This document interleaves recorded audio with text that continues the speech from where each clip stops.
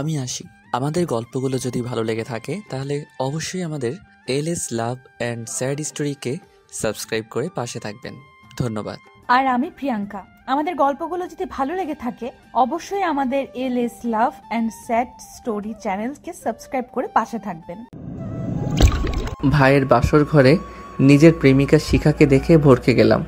এক মুহূর্তের জন্য নিজের চোখকে অবিশ্বাস করতে বাধ্য হলাম। মনকে সান্ত্বনা দিয়ে বললাম, ধুর, সে তো আমায় অনেক ভালোবাসে, এমনটা করতেই পারে না। হাতের উল্টো পিঠ দিয়ে চোখ দুটো ডলে আবার ভালো করে তাকালাম, কিন্তু চেহারার কোনো পরিবর্তন আসলো না। বাড়ির সকলেই আমার দিকে ভয়ার্ত চাহনি নিক্ষেপ করেছে। রাগে আমার শরীর থরথর করে কাঁপছে। হঠাৎ গলা ফাটিয়ে গগন ফাটানো চিৎকার করে বললাম, এসব কি হচ্ছে এখানে? আমার চিৎকার শুনে বিছানায় বসে থাকা আমার প্রেমিকা ভয়ে কেঁপে ওঠে। কেউ কিছু বলার সাহস পাচ্ছে না। আমি সোজা ভাইয়ার কাছে গিয়ে তার কলার ধরলাম। এসব কি দেখছি আমি? তৎক্ষণাৎ সবাই এসে ভাইয়াকে আমার থেকে সরিয়ে নেয়। আমি আবারও চিৎকার করে বলতে শুরু করি, তোমরা জানতে না শিখাকে আমি ভালোবাসি? ও আমার গার্লফ্রেন্ড ছিল, তারপরও এই কাজটা তোমরা কিভাবে করতে পারলে? কারণ আমি তোমাকে ভালোবাসিনি। পিছন থেকে শিখার বাক্যটি শুনে আশ্চর্য হয়ে গেলাম। 2.5 বছরের সম্পর্ক আমাদের, আর সে এত সহজেই বলে দিল আমি তোমাকে ভালোবাসিনি। তাহলে কি এতদিন সব তোমার অভিনয় ছিল? হ্যাঁ।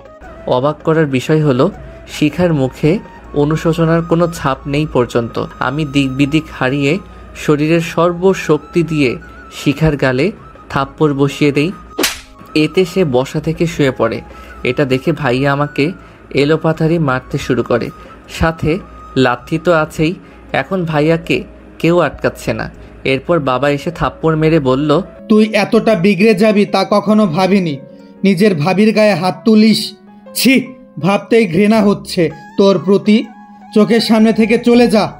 ভাইয়ার ঘর ত্যাগ করার পূর্বে শিখাকে উদ্দেশ্য করে বললাম, যেখানে নিজের পরিবার আমার মন বুঝলো না, যেখানে 1000 টাকা দিয়ে কাপড় কিনে রঙের গ্যারান্টি পাই না আর তোকে ফ্রিতে পেয়েছিলাম, সেখানে রং বদলানোটা খুব কঠিন কিছু নয়। সময় একদিন ঠিকই এর বিচার করবে। পৃথিবীতে সব কিছু বেইমানি করলেও সময় কখনো বেইমানি করে না। এক মুহূর্ত দেরি না করে নিজের ঘরে চলে আসলাম। ঘরে এসে বিছানায় শরীরটা এলিয়ে দিয়ে সিগারেটে আগুন জ্বালিয়ে ঠোঁটে দিয়ে লম্বা একটা টান দিয়ে ভাবনার জগতে ডুব দিলাম। একটা মানুষ কিভাবে এতটা পরিবর্তন হতে পারে সেটা ভাবলেই মনটা কেমন যেন ছন্নছাড়া হয়ে যায়। 2.5 বছরের সম্পর্ককে সে কয়েকদিনেই ভুলে গেল। পুরনো দিনের কথাগুলো ভাবলেই ঠোঁটের কোণে হাসি চলে আসে। একটা সময় ছিল যখন শিখা আমার জন্য পাগল প্রায়। যে মানুষটা আমাকে ছাড়া এক মুহূর্ত থাকতে পারতো না, আজ সেই মানুষটাই আমাকে বলছে কিনা সে আমাকে ভালোবাসে না। আজ খুব করে মনে পড়ছে তার মিষ্টি মিষ্টি আবদারগুলো। রাত 2টোর সময় আমি যখন গভীর ঘুমে আচ্ছন্ন থাকতাম তখন সে ফোন দিয়ে বলতো, মুগ্ধ, আমার খুব আইসক্রিম খেতে ইচ্ছে করছে, একটু এনে দাও না। তার সেই মিষ্টি সুরের আবদারগুলো আমি এড়িয়ে যেতে পারতাম না। এত রাতে সারাটা শহর ঘুরে হলেও তার জন্য আইসক্রিম কিংবা চকলেট নিয়ে যেতাম। সে যখন অসুস্থ থাকতো গভীর রাতে গাছ বেয়ে উঠে তার বেলকনি দিয়ে তার ঘরে গিয়ে মাথায় হাত বুলিয়ে দিতাম। যখন সে বলতো আমার মন খারাপ, তখন ছুটে যেতাম তার কাছে রাতভর গল্প করতে। তাকে হারানোর ভয় যখন আমাকে এতটাই ভাবাতো তখন সে আমাকে বলতো, তুমি একদম চিন্তা করো না, আমি তোমাকে ছাড়া কোথাও যাবো না। আমি সারা জীবন তোমার বুকে মাথা রেখে ঘুমাতে চাই। আর আজ থেকে সেই মেয়েটাই কিনা আমার বড় ভাইয়ের বুকে ঘুমোবে। নিয়তির কি বিচিত্র খেলা। চাকরির ইন্টারভিউ দিতে কিছুদিনের জন্য ঢাকা গিয়েছিলাম। সেখানে থাকতে হয়েছে কিছুদিন। এই কয়দিনে ঠিক মতো কথা হয়নি শিখার সঙ্গে। আর এতটুকু সময়েই সে নিজেকে এতটা পরিবর্তন করতে গেল, মজে গেল আমার ভাইয়ের মোহে। আর মজবেই না বা কেন? কত বড় অফিসার সে, মাস শেষে লাখ টাকা উপার্জন করে, আর আমি তো একটা বেকার ছেলে। ঢাকা থাকা অবস্থায় শুনেছি ভাইয়ার বিক্রি। ভেবেছিলাম তারা হয়তো আমার আসা পর্যন্ত অপেক্ষা করবে, তারপর বিয়ে হবে। কিন্তু আমার পরিবারের কাছে আমি এতটাই অবহেলার পাত্র ছিলাম যে তারা আমার অনুপস্থিতিতে ভাইয়ার বিয়ে দেয়। তারা ভাবতো আমি থাকলে যদি কোনো সমস্যা বাঁধিয়ে ফেলতাম। ভাইয়া জানতো না যে আমি শিখাকে ভালোবাসতাম, কিন্তু মা বাবা তো জানতেন। হঠাৎ হাতে গরম কিছুর ছোঁয়া টের পেয়ে হাতের দিকে তাকালাম। সিগারেটটা পুড়ে শেষ হয়ে গেছে। ঘর থেকে বেরিয়ে ছাদে গেলাম, সেখানে আরও একটা সিগারেট ধরালাম। মনের সুখে সিগারেটের টান বসালাম। পৃথিবীতে সিগারেটই হচ্ছে একমাত্র খাবার যেটা মনের অতল গহ্বরে লুকিয়ে থাকা কষ্টকে টেনে হিচড়ে বের করে উড়িয়ে নিয়ে যায় নিজের সাথে, ঘুরে বেড়ায় পথহারা পথিকের মতো। এইভাবে কয়েকটা সিগারেট শেষ করার পর বাড়ি থেকে বের হলাম। বাড়ির পাশে থাকা ব্রিজের উদ্দেশ্যে হাঁটছি আর সিগারেটের ধোঁয়া উড়াচ্ছি। কিছুক্ষণ সে কাঙ্ক্ষিত জায়গায় পৌঁছালাম। এই মুহূর্তে নিজের জীবনটাকে খেলনা মনে হচ্ছে। উদ্দেশ্য ব্রিজ থেকে লাফিয়ে আত্মহত্যা করব, কিন্তু ভিতরে ভিতরে অনেক ভয় করছে।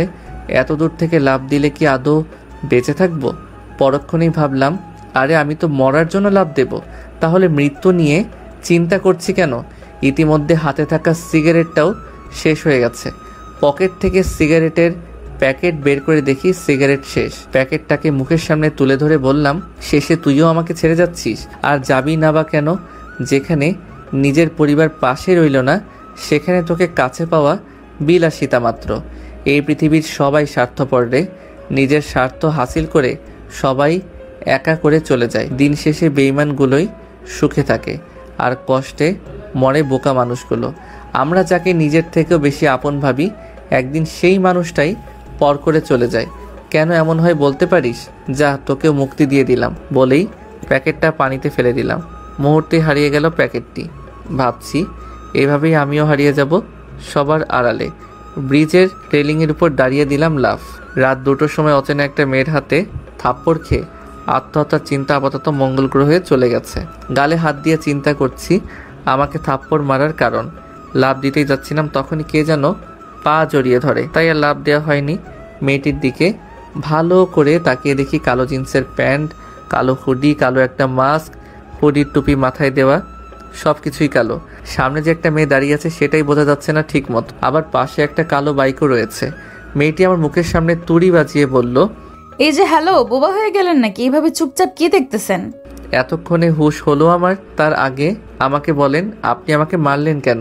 আত্মহত্যা করছিলেন তাই? জানেন আত্মহত্যা মহাপাপ? জানি, তবে আপনার সাহস দেখে অবাক না হয়ে পারলাম না। এত রাতে একা একটি মেয়ে হয়ে একটা ছেলেকে মারলেন।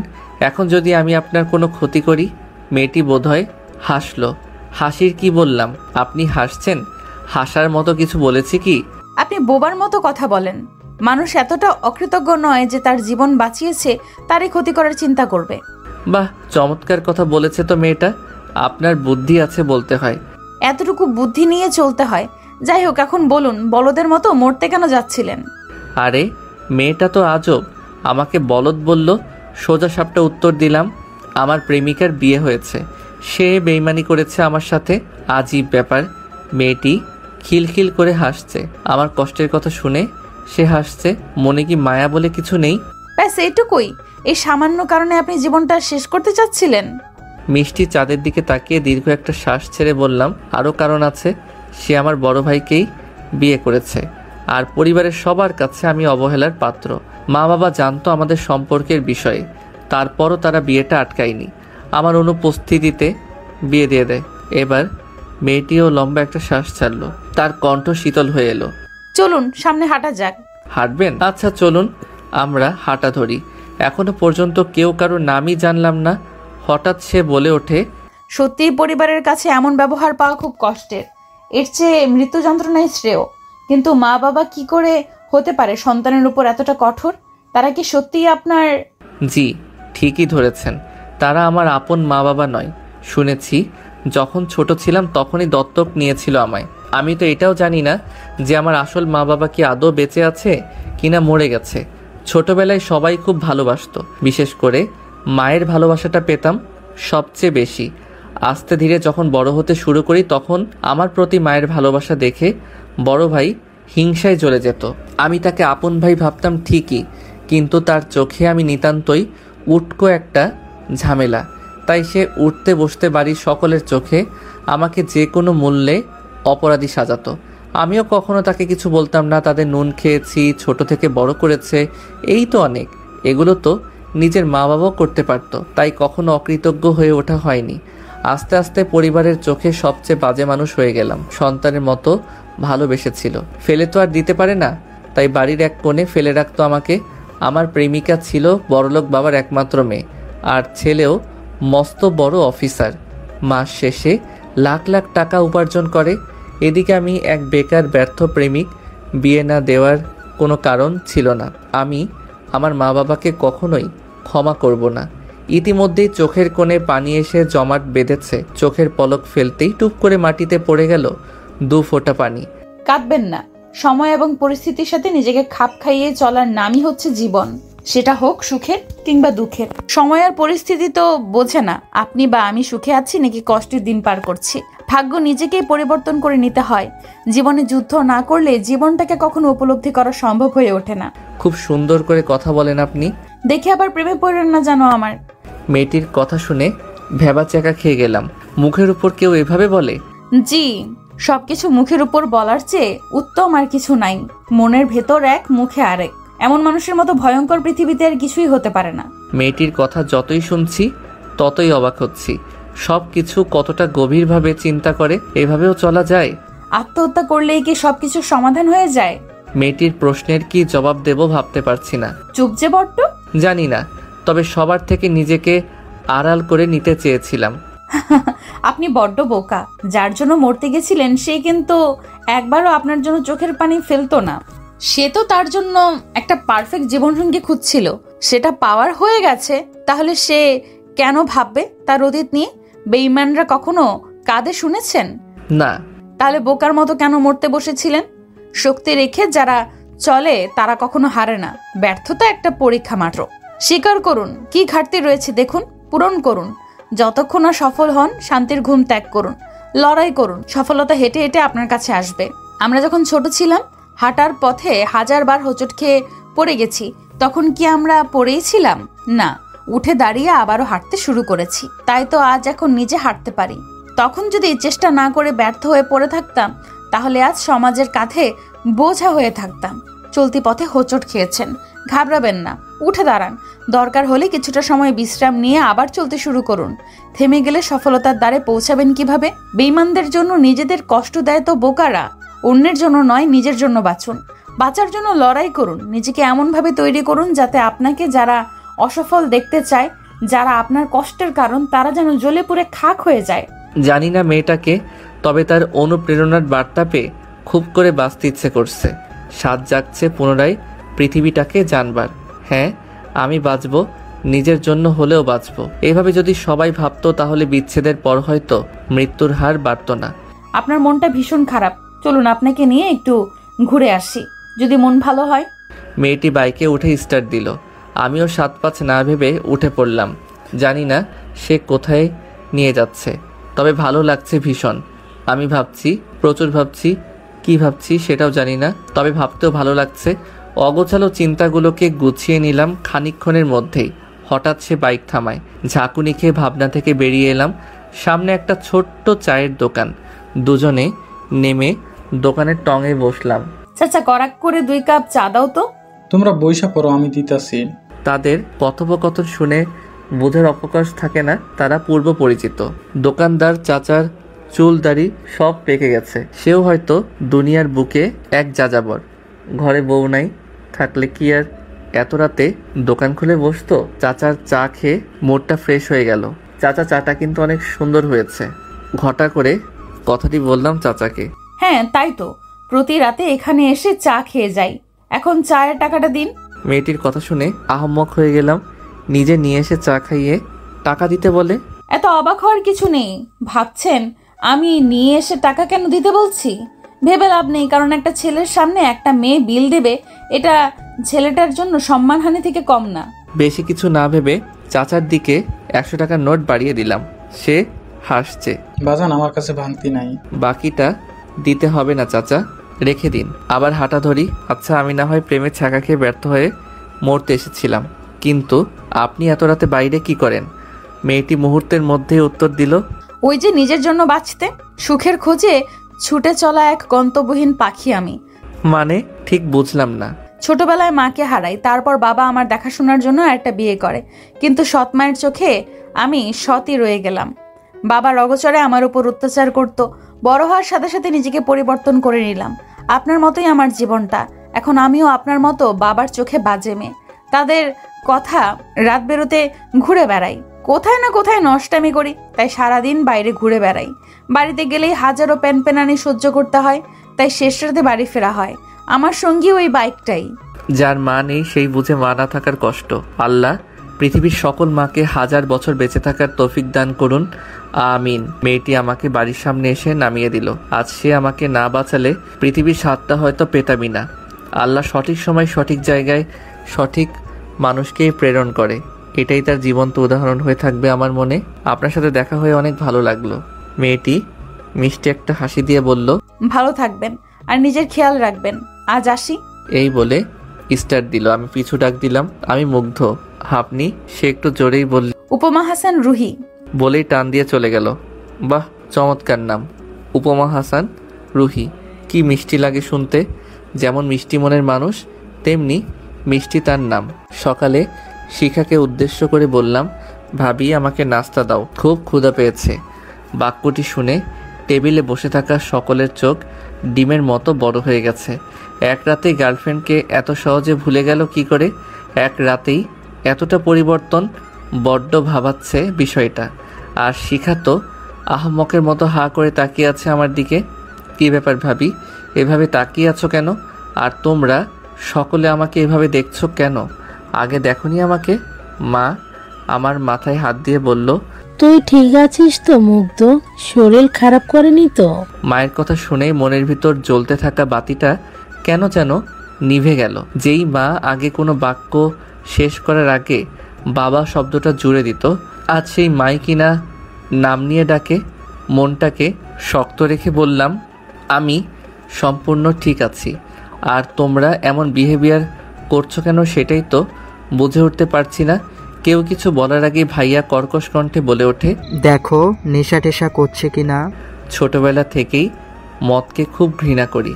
এই শব্দ শুনলেই মাথায় রাগ ওঠে। ভাইয়া হয়তো ভেবেছে কালকের মতোই আজও তার দিকে ক্ষিপ্ত হয়ে মারতে যাব।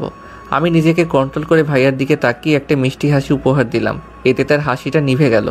নেশা তো কাল রাতে করেছিলাম ভাইয়া, তাই কাল উল্টাপাল্টা সব কাজ করে ফেলেছি। ক্ষমা করে দিস ভাইয়া। আর ভাবি তুমিও ক্ষমা করে দিও প্লিজ। শিখার দিকে তাকাতেই চোখের কোণে পানি এসে জড়ো হলো। মেয়েটা কতটা স্বার্থপর, সবার চোখ এড়িয়ে সেটা মুছে নিলাম। কেউ না দেখলেও শিখা দেখে নিয়েছে, কারণ তখন তার দিকে তাকিয়েছিলাম। মনের ভিতর কষ্ট লুকিয়ে রেখে আর কতই বা হাসা যায়। মনটা তো খুব নরম, কোনো পাথর নয় যে সারাদিন পানি ঢাললেও সে গলবে না। উফ ভাবি, আর দেরি না করে নাস্তা দাও, ঠান্ডা হয়ে যাবে তো। শিখা মুখটা মলিন করে সবাইকে নাস্তা পরিবেশন করলো। প্রিয় মানুষটিকে পাইনি তো কি হয়েছে, তার হাতে রান্না খাওয়ার তো সৌভাগ্য হয়েছে। তাই দুঃখ বিলাস না করে তৃপ্তি নিয়ে খেলাম। খাওয়া শেষ করে ছাদে গেলাম। এক কোণে দাঁড়িয়ে মনের সুখে সিগারেটে টান মারছি আর প্রকৃতির সাথে নিজের কষ্টগুলোকে ভাগাভাগি করছি। কিছুক্ষণ পর কারো পায়ের শব্দ পেলাম। তাকিয়ে দেখি শিখা সে গুটি গুটি পায়ে আমার পাশে এসে দাঁড়ালো। হঠাৎ স্বামীকে ঘরে রেখে ছাদে এলেন যে? অফিসে গেছে।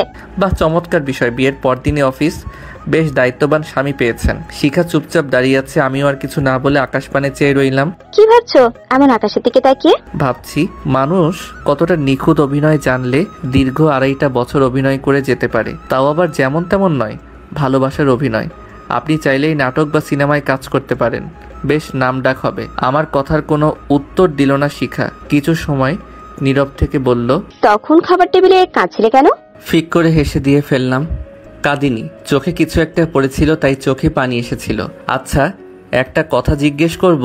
এর আগে তো এমন ঘটা করে অনুমতি নিতে না, তবে আজ কেন?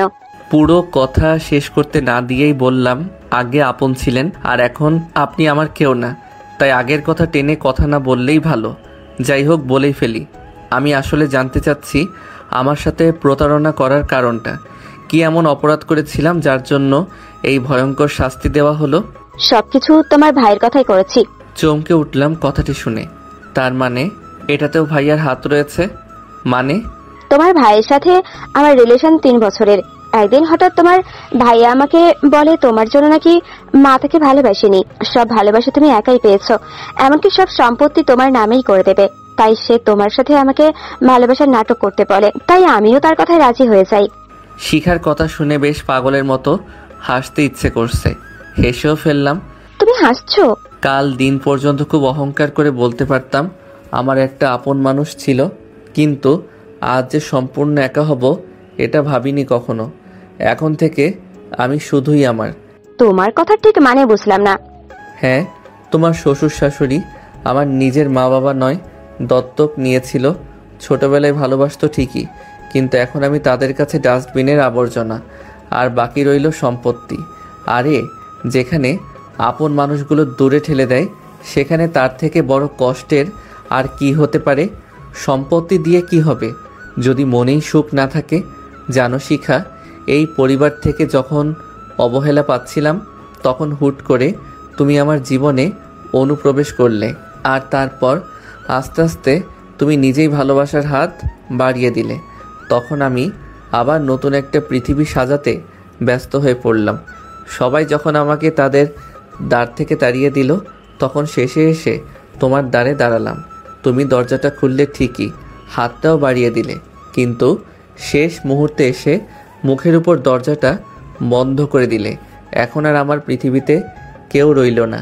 না পেলাম নিজের মা বাবার ভালোবাসা, না পেলাম টাকা দিয়ে কিনে নেওয়া মা বাবার ভালোবাসা, আর না পেলাম প্রিয় মানুষটার ভালোবাসা। আমার জীবনটা কতটা রঙিন, তাই না শিখা? চারিদিকে শুধু সুখ আর সুখ। আমার সাথেই কেন এমন হলো বলতে পারো? নিচে যারা আছে তারা তোমার আপন মা বাবা নয়। কেন? সবকিছুই যখন বলেছে তখন এটাও নিশ্চয়ই বলেছে। তুমি এতিম, এটা কখনো বলেনি। শিখার দিকে তাকিয়ে দেখি তার চোখ দিয়ে অনর্গল পানি পড়েই চলেছে। করুণা হচ্ছে আমার প্রতি। শিখা আমার পা জাপটে ধরে কাঁদতে কাঁদতে ক্ষমা চাইতে লাগলো। তুমি প্লিজ আমাকে ক্ষমা করে দাও। বিশ্বাস করো, আমাকে ভুল বুঝে এসব করানো হয়েছে। আমি জানতাম না তুমি এতিম। বুদ্ধি কি লোপ পেয়েছে নাকি? দেবরের পায়ে ধরে কেউ? আর আমি এতিম জানলে নাটক করতে না, কিন্তু মা বাবা আছে জেনে নাটক করেছো কেন? কষ্টটা কি মা বাবা মোচন করে দিত? এটা কেমন চিন্তা তোমার? তোমার দেয়া কষ্ট কেন আমার মা বাবা মোচন করবে? পা থেকে ওঠো তাড়াতাড়ি, কেউ দেখে ফেলবে, পরে তোমারই সম্মানে আঘাত আসবে। আগে বলো তুমি আমাকে ক্ষমা করে দিয়েছো। কি আজীব ব্যাপার তাই না? কষ্ট দিচ্ছ নিজের ইচ্ছায়, আবার ক্ষমা করতেও বাধ্য করছো। নিয়তির কি খেলা? তোমাকে জায়গা দিয়েছিলাম বুকের অতল গহ্বরে, আর আজ রয়েছো তুমি আমার পায়ে। একেই বলে সুখে থাকতে ভূতে কিলাই। প্লিজ পা থেকে ওঠো। শিখা পা থেকে উঠে দাঁড়ায়। চলে আসতে যাব, ঠিক তখনই শিখার ফুপিয়ে ফুপিয়ে কান্নার শব্দ পেলাম। দীর্ঘ 2.5 বছরের সম্পর্কে তার উপর যতবারই রাগ করেছি, ততবারই সে এভাবে ফুপিয়ে কেঁদে আমার রাগ ভাঙিয়েছে। সেসব তো সবই মিথ্যা ছিল। আজও কি সে মিথ্যা কান্নার মায়ায় জড়াতে চায় আমায়? প্লিজ প্লিজ আমাকে ক্ষমা করে দাও গুড্ডু। বলেই আবার ফুপিয়ে কেঁদে ওঠে মেয়েটা। শিখা আমাকে ভালোবেসে এই গুড্ডু নামে ডাকতো। ওর চোখের পানি কেন জানি না আমার সহ্য হচ্ছে না। মনের ভিতর অজানা এক চিনচিন ব্যথা অনুভব করছি। হিতাহিত জ্ঞান হারিয়ে শিখাকে জড়িয়ে ধরলাম। সে আমাকে ভালো না বাসলেও আমি তো বেসেছি। আমিও যদি তাকে কষ্ট দেই তাহলে আমাদের মধ্যে পার্থক্য রইল কি? আমি তো সত্যিই ভালোবেসেছি, তাই আমার উচিত তাকে ক্ষমা করে দেওয়া। শিখার কপালে ছোট্ট একটা চুম্বন করে বললাম, আচ্ছা ক্ষমা করে দিলাম তোমায়। দোয়া রইল তোমার জীবনের প্রতিটি কোণা সুখ দিয়ে ভরে উঠুক। আমি জানি এখানে থাকলে আমাদের সম্পর্কটা একদিন পরকীয়ায় পরিণত হবে, তাই আমাকে অনেক দূরে চলে যেতে হবে। 2 দিন পরে সবার কাছ থেকে বিদায় নিয়ে চলে এলাম ঢাকা শহরে। আসার সময় সবাই খুশি হলেও শিখার চোখের কোণে ছিল জমাট বাঁধা পানি। তাকে ইশারায় বলেছিলাম, কখনো কাঁদবে না, সব সময় মুখে হাসি রেখা ফুটিয়ে রাখবে। তোমাকে হাসিতেই মানায়। তুমি হচ্ছ একটি গোলাপ গাছ, আর সেই গাছে ফুল ফোটা আবশ্যক। আজ 3 বছর পর আবার নিজ শহরে পা রাখছি। পরনে পুলিশের উর্দি, পদবিটা পেয়েছি ওসি সাহেবের। নিজের শহরে পা রাখতেই পুরনো দিনের কথাগুলো লাফিয়ে উঠল মাথায়। শিখাকে দেখার অদম্য ইচ্ছা জাগলো মনে, কিন্তু যেটা হারিয়ে যাবার সেটা তো হারিয়ে গেছেই। তাই নিজের ইচ্ছেটাকে মাটি চাপা দিয়ে থানায় চলে গেলাম। সবাই খুব সুন্দর করে সম্মান জানালো আমাকে। আমার আসন দেখিয়ে দেওয়া হলো। আমি আরামসে সেখানে বসলাম। কিছুক্ষণ পর একটা মেয়ের কণ্ঠ শুনে মাথা তুলে তাকালাম। মেয়েটি আমাকে দেখে অবাক হয়েছে মনে হলো। নেম প্লেটে লেখা উপমা। নামটা দেখে আমিও ভড়কে গেলাম। এটা কি সেই উপমা যেই উপমাকে আমি অনেক দিন যাবৎ খুঁজছি? পরক্ষণেই ভাবলাম, আরে ধুর, এটা তো কখনোই হতে পারে না, কারণ যে উপমা আমাকে বাঁচিয়েছে সে একটু মোটা ছিল, কিন্তু এই মেয়েটা তো একেবারেই চিকন। স্যার, আমি উপমা, এই থানার এসআই। আপনার জন্যই আমার ডিউটি দেওয়া হয়েছে। যাক, শুনে ভালো লাগলো। একটা সুন্দরী মেয়ের সাথে ডিউটি করতে পারবো। কেটে গেল 1 মাস। এই 1 মাসে কত শতবার যে তাকে খুঁজেছি। হ্যাঁ, মনে পড়েছে। সে বলেছিল সে প্রতিদিন রাতে ওই চাওয়ালা চাচার দোকানে গিয়ে চা খায়। একবার সেখানে গিয়ে খোঁজ করলে মন্দ হয় না। গেলাম রাত 2টোর সময়, কিন্তু হতাশ হওয়া ছাড়া উপায় ছিল না। দোকান খোলা ছিল ঠিকই, কিন্তু উপমা নেই। আশেপাশে তাকিয়েও লাভের লাভ কিছু হলো না। চাচার কাছে 1 কাপ চা চাইলাম। চাচা সাধারণভাবে তাকায় আমার দিকে। হয়তো চিনতে পারিনি। একদিনের দেখাই কি আর এতদিন মনে থাকে? তার তো বয়স হয়েছে। চা খেতে খেতে চাচাকে জিজ্ঞেস করলাম, চাচা, ওই মেয়েটা কি এখন আর এখানে আসে না? চাচা হয়তো আমার কথা বুঝতে পারিনি। কার কথা কও বাজান? আরে, যেই মেয়েটা প্রতিদিন রাত 2টোর সময় এখানে এসে চা খেত, সাথে কালো বাইক নিয়ে আসে। কথাটা শুনে চাচার মনটা খারাপ হলো মনে হচ্ছে। কি হলো চাচা, আপনি মন খারাপ করলেন কেন? বাজান, মায়েরা আহে না অনেক দিন, খুব দেখবার মনে চায়। বাপের মতো ভালোবাসতো আমারে। বলেই চোখ দিয়ে 2 ফোঁটা পানি গড়িয়ে পড়ল। চাচার কাঁধে হাত রেখে বললাম, মন খারাপ করবেন না চাচা, সে একদিন আসবেই। মেয়ে কি কখনো তার বাবাকে ছেড়ে যেতে পারে?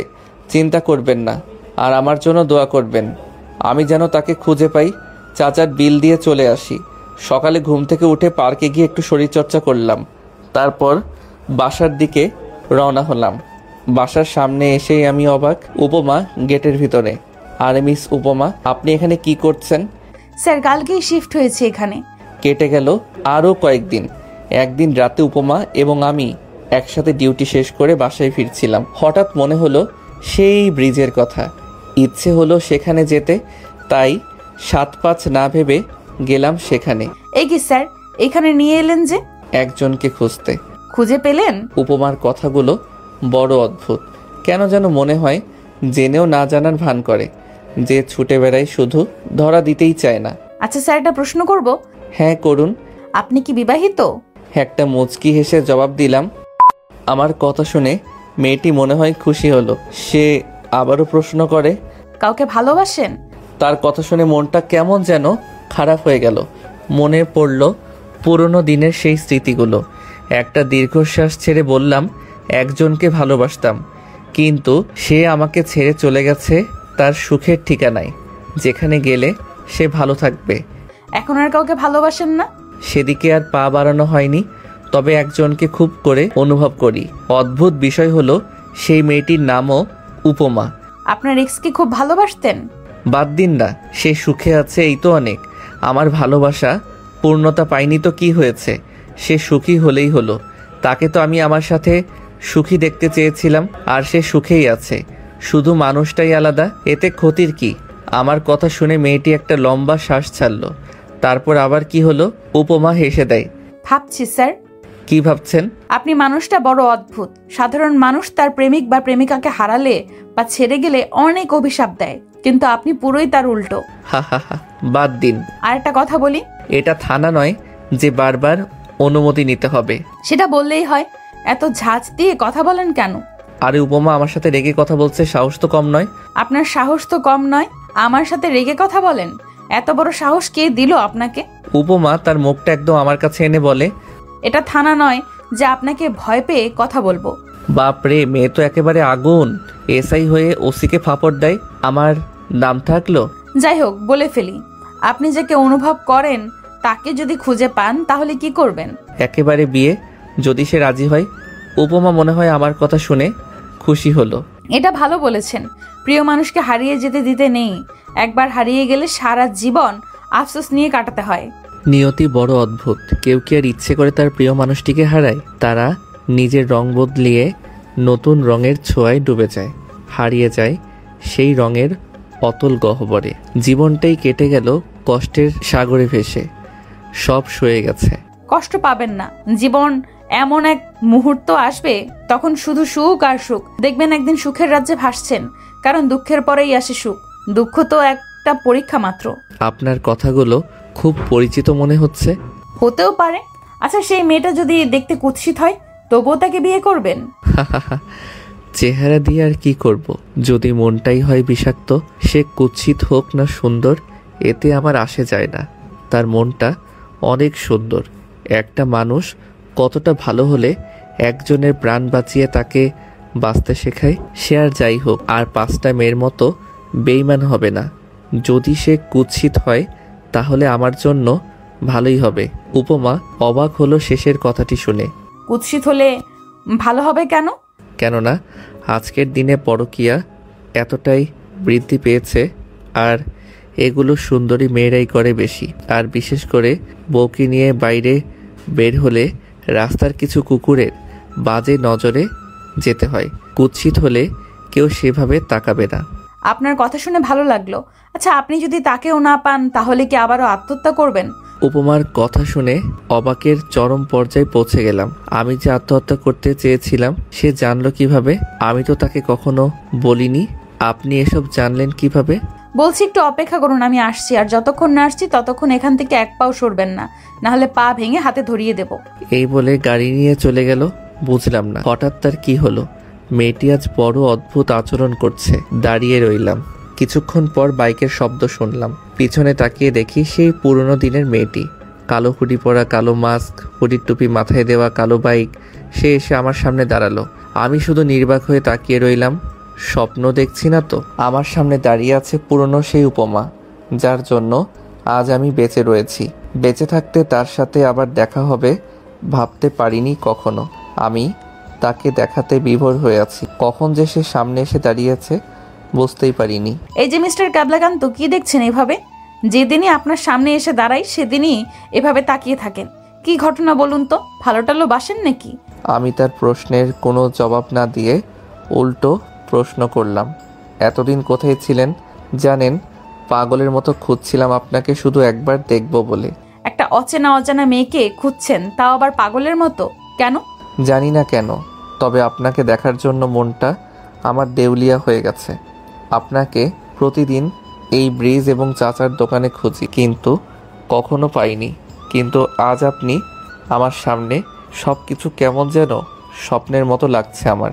স্বপ্ন দেখতে হবে না, আমি বাস্তবেই আপনার সামনে দাঁড়িয়ে আছি। বলেন তো, আমাকে কেন খুঁজছিলেন পাগলের মতো? হাত দুটো মুঠো করে ব্রিজের রেলিংয়ের উপর রেখে আকাশ পানে তাকালাম। আমি জানি না কেন খুঁজছিলাম আপনাকে, তবে খুব করে খুঁজছিলাম। আপনাকে খুঁজতে আমার ভালো লাগে। কারণটা কি শুধুই ভালো লাগার? মেয়েটির দিকে একবার তাকিয়ে আবার চোখ ফিরিয়ে নিলাম। জানা নেই। আচ্ছা, আজ তাহলে আসি। বেঁচে থাকলে আবার দেখা হবে কোনোদিন। মেয়েটির যাওয়ার কথা শুনে হঠাৎ আমার হাসি মুখটা মলিন হয়ে গেল। এতদিন পর খুঁজে পেয়েও আবার হারিয়ে ফেলবো তাকে। সে চলে যাওয়ার জন্য পিছু ফিরে হাঁটা ধরল। শুনুন, পিছু ডাক শুনে আবার আমার কাছে চলে এলো। যাবেন না প্লিজ? সে চোখ দুটো ছোট ছোট করে বলল। থেকে যাওয়ার তো কারণ খুঁজে পাচ্ছি না। আমি উত্তেজিত হয়ে বলি, কারণ আছে। সে মাথা নাড়িয়ে বলে, কি? আমি একটা শুকনো ঢোক গিলে বললাম, আপনাকে আমি অনুভব করি সবসময়। বাক্যটি বলেই তার উল্টো হয়ে দাঁড়ালাম। কিছুটা সময় অতিবাহিত হওয়ার পরেও যখন কোনো সাড়া শব্দ পেলাম না, তখন পিছন ঘুরে তাকালাম, কিন্তু উপমা নেই। গেল কোথায়? তাহলে কি সে আমাকে আবার ছেড়ে গেল? আমার ভাগ্যটাই কি এমন? সুখ নামক শব্দটা আমার জন্য কি হারাম হয়ে গেছে? নিমেষে আমার মনটা খারাপ হয়ে গেল। কেন বারবার এমন হয় আমার সাথে? এই যে মিস্টার ক্যাবলাকান্ত, পেছন ফিরে তাকান। পিছন থেকে কারো কথা শুনে চমকে উঠলাম। পিছনে তাকিয়ে দেখি উপমা ফুল হাতে নিয়ে হাঁটু গেড়ে বসে আছে। উপমার কাণ্ড দেখে আমি নির্বাক। এই কাজটা সবসময় ছেলেরা করে থাকে, কিন্তু এখানে উপমা নিজেই। উইল ইউ বি মাই সন্তানের বাবা? উপমার প্রপোজ দেখে আমি টাস্কিত। এরকম প্রপোজও কেউ করে? বেশি ঢং না করে ফুলটা নাও। আমি তাড়াতাড়ি ফুলটা নিয়ে উপমাকে তুলে একটু কাছে নিয়ে আসলাম। আজ প্রথম তার হাত ছুঁয়ে দেখলাম। উপমা কিছু না বলে একদম আমার বুকে মাথা রাখলো। এই অনুভূতি ঠিক কতটা গভীর তা বলে বোঝাতে পারবো না। হৃদস্পন্দন একেবারে বেড়ে গেছে। কি হলো, তুমি জড়িয়ে ধরছো না কেন? তার অনুমতি পেয়ে আমিও পরম মমতায় তাকে জড়িয়ে ধরি। আচ্ছা, তুই জানতে আমি তোমাকে খুঁজছিলাম, আর এটাও জানতে তোমাকে খুব মিস করি। হ্যাঁ, সব জানি। কিন্তু কিভাবে? কখনো তো দেখাই হয়নি আমাদের। আমিও অনুভব করে নিয়েছি। উপমাকে বুক থেকে তুলে ওর কপালে একটা চুম্বন করলাম। তারপর নিজ হাতে ওর মাস্ক খুলতে লাগলাম খুব আগ্রহ নিয়ে। হঠাৎ উপমা আমার হাতে হাত রাখে।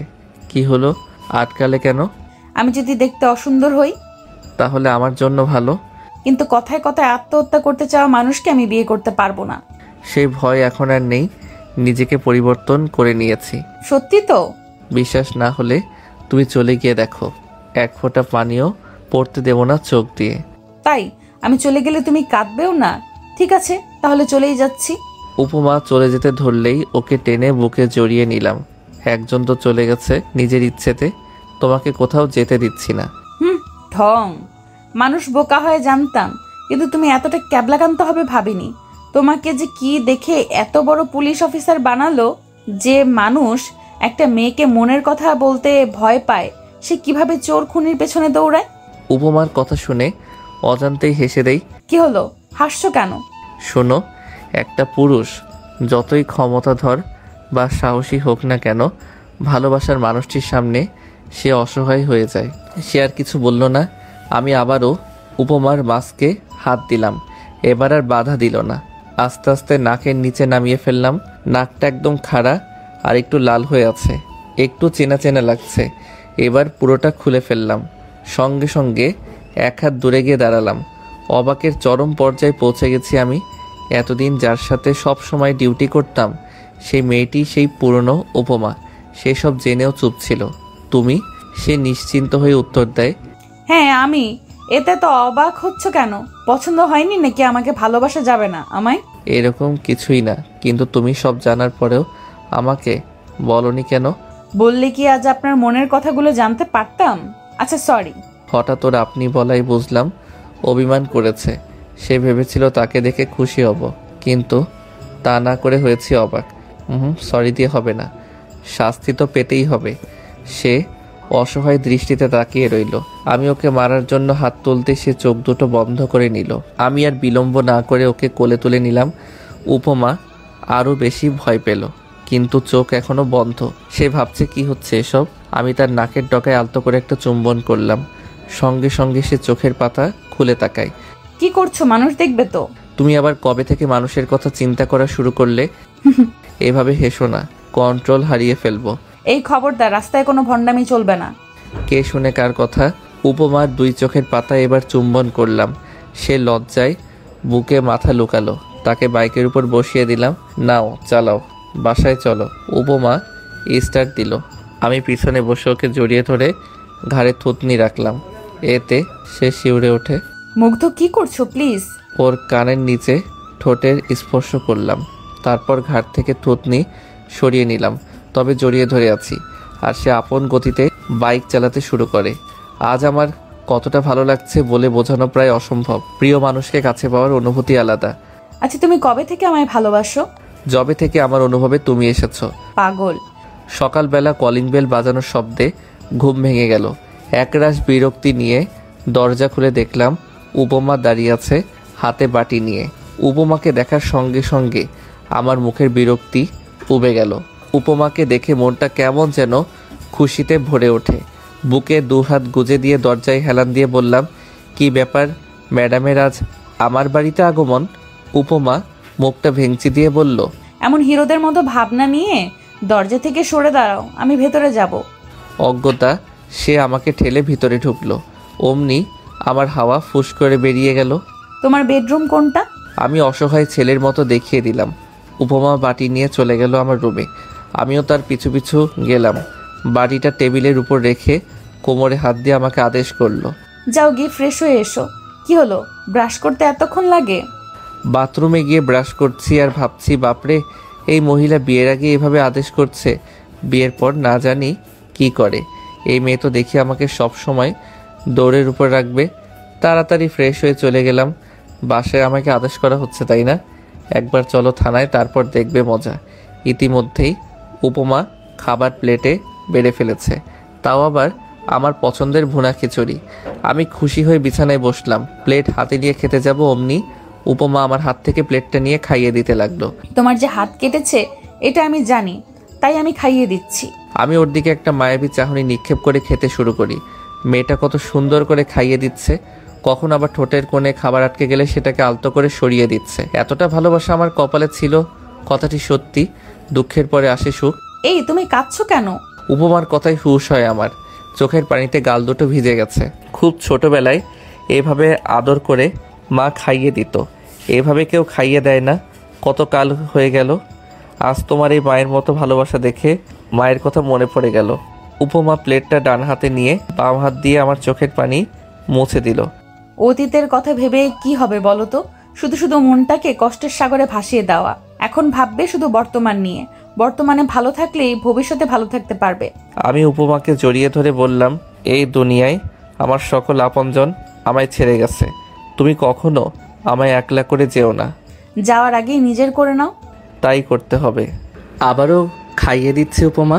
হয়েছে, এখন বাকিটুকু খেয়ে নাও। খুব ভালো লাগছে উপমার হাতে খেতে। যেমন মিষ্টি মেয়ে, তেমনি ওর হাতের রান্নাও অতুলনীয়। খাইয়ে দিতে দিতে উপমা বলে ওঠে, শোনো, পুরুষ মানুষ এতটা আবেগী হলে চলে না। পুরুষদের হতে হয় কঠোর, না হলে যে কেউ মন নিয়ে খেলা করবে। খাওয়া শেষ করে উপমা ওঠার সময় বলে, একটা কথা বলি, রাগ করবে না তো? বলো, রাগ করবো না। কাল আমি ইচ্ছে করে তোমার হাত কেটে দিয়েছি যাতে তোমাকে খাইয়ে দিতে পারি। বলেই উপমা পালাতে চাইলেও পারল না। ওর বাম হাত ধরে হ্যাচকা টান দিয়ে বুকের সাথে মিশিয়ে নিলাম। প্লেটটা মেঝেতে পড়ে গিয়ে ভেঙে একাকার। আমার সাথে শয়তানি, তাই না? এবার দেখাচ্ছি মজা। বলেই উপমার ঠোঁটের কাছে নিজের ঠোঁট দুটো নিয়ে গেলাম, একদম কাছাকাছি। দুজনার নিঃশ্বাস বাড়ি খাচ্ছে ঠোঁটের উপর। মুগ্ধ, কি করছো? আমার হাত কেটে দেওয়ার মজা বোঝাবো। প্লিজ কিছু করো না। আমি কোনো কথা না বলে ওকে কিস করব, তখনই উপমা ওর হাত চার ঠোঁটের মাঝখানে নিয়ে আসে। তারপর আমাকে বিছানায় ধাক্কা দিয়ে দৌড়ে পালাতে গেলেই প্লেটের ভাঙা টুকরো ওর পায়ে বেঁধে যায়। উপমা হালকা আহ বলে চিৎকার করে মেঝেতে বসে পড়ে। উপমার চিৎকার শুনে আমি ধরফড়িয়ে উঠি। তাড়াতাড়ি উপমার কাছে গিয়ে কোলে তুলে নিয়ে বিছানায় বসিয়ে দিলাম। তারপর ফার্স্ট এইড বক্স এনে মেঝেতে হাঁটু গেড়ে বসি। কাচের অনেকটা অংশই ঢুকে গেছে পায়ে। এটা যদি এমনি এমনি বের করতে যাই তাহলে উপমা পুরো বাড়ি মাথায় তুলে ফেলবে চিৎকার করে। তাই প্রথমে কাজটাকে ভালো করে ধরলাম, তারপর এক হাত দিয়ে উপমার গলা জড়িয়ে ধরে ওর ঠোঁটে আমার ঠোঁট দুটো গভীরভাবে ডুবিয়ে দিলাম। উপমা শুধু ফ্যালফ্যাল করে তাকিয়েছিল আর ব্যথায় চোখ দিয়ে পানি পড়ছিল। ওর ঠোঁটে ঠোঁট রেখেই হ্যাচকা টান দিয়ে বের করে ফেললাম কাচের টুকরো। ও বুঝতেই পারিনি কখন টানবো, কিন্তু কাজটি বের করার সময় ঝাঁকুনি দিয়েছে। এখন মেডিসিন দিয়ে পরিষ্কার করছি। উপমা ফুপিয়ে ফুপিয়ে কাঁদছে এখনও। ওকে সান্ত্বনা দিয়ে বলি, আরে বাচ্চাদের মতো কাঁদছো কেন? কিচ্ছু হয়নি, এখনই ঠিক হয়ে যাবে। কিন্তু ওর কান্না থামছেই না। পরিষ্কার করে ওর কাটা জায়গায় আলতো করে একটা চুম্বন করলাম, তারপর ব্যান্ডেজ করে দিলাম। এত ছটফট করো কেন সব সময়?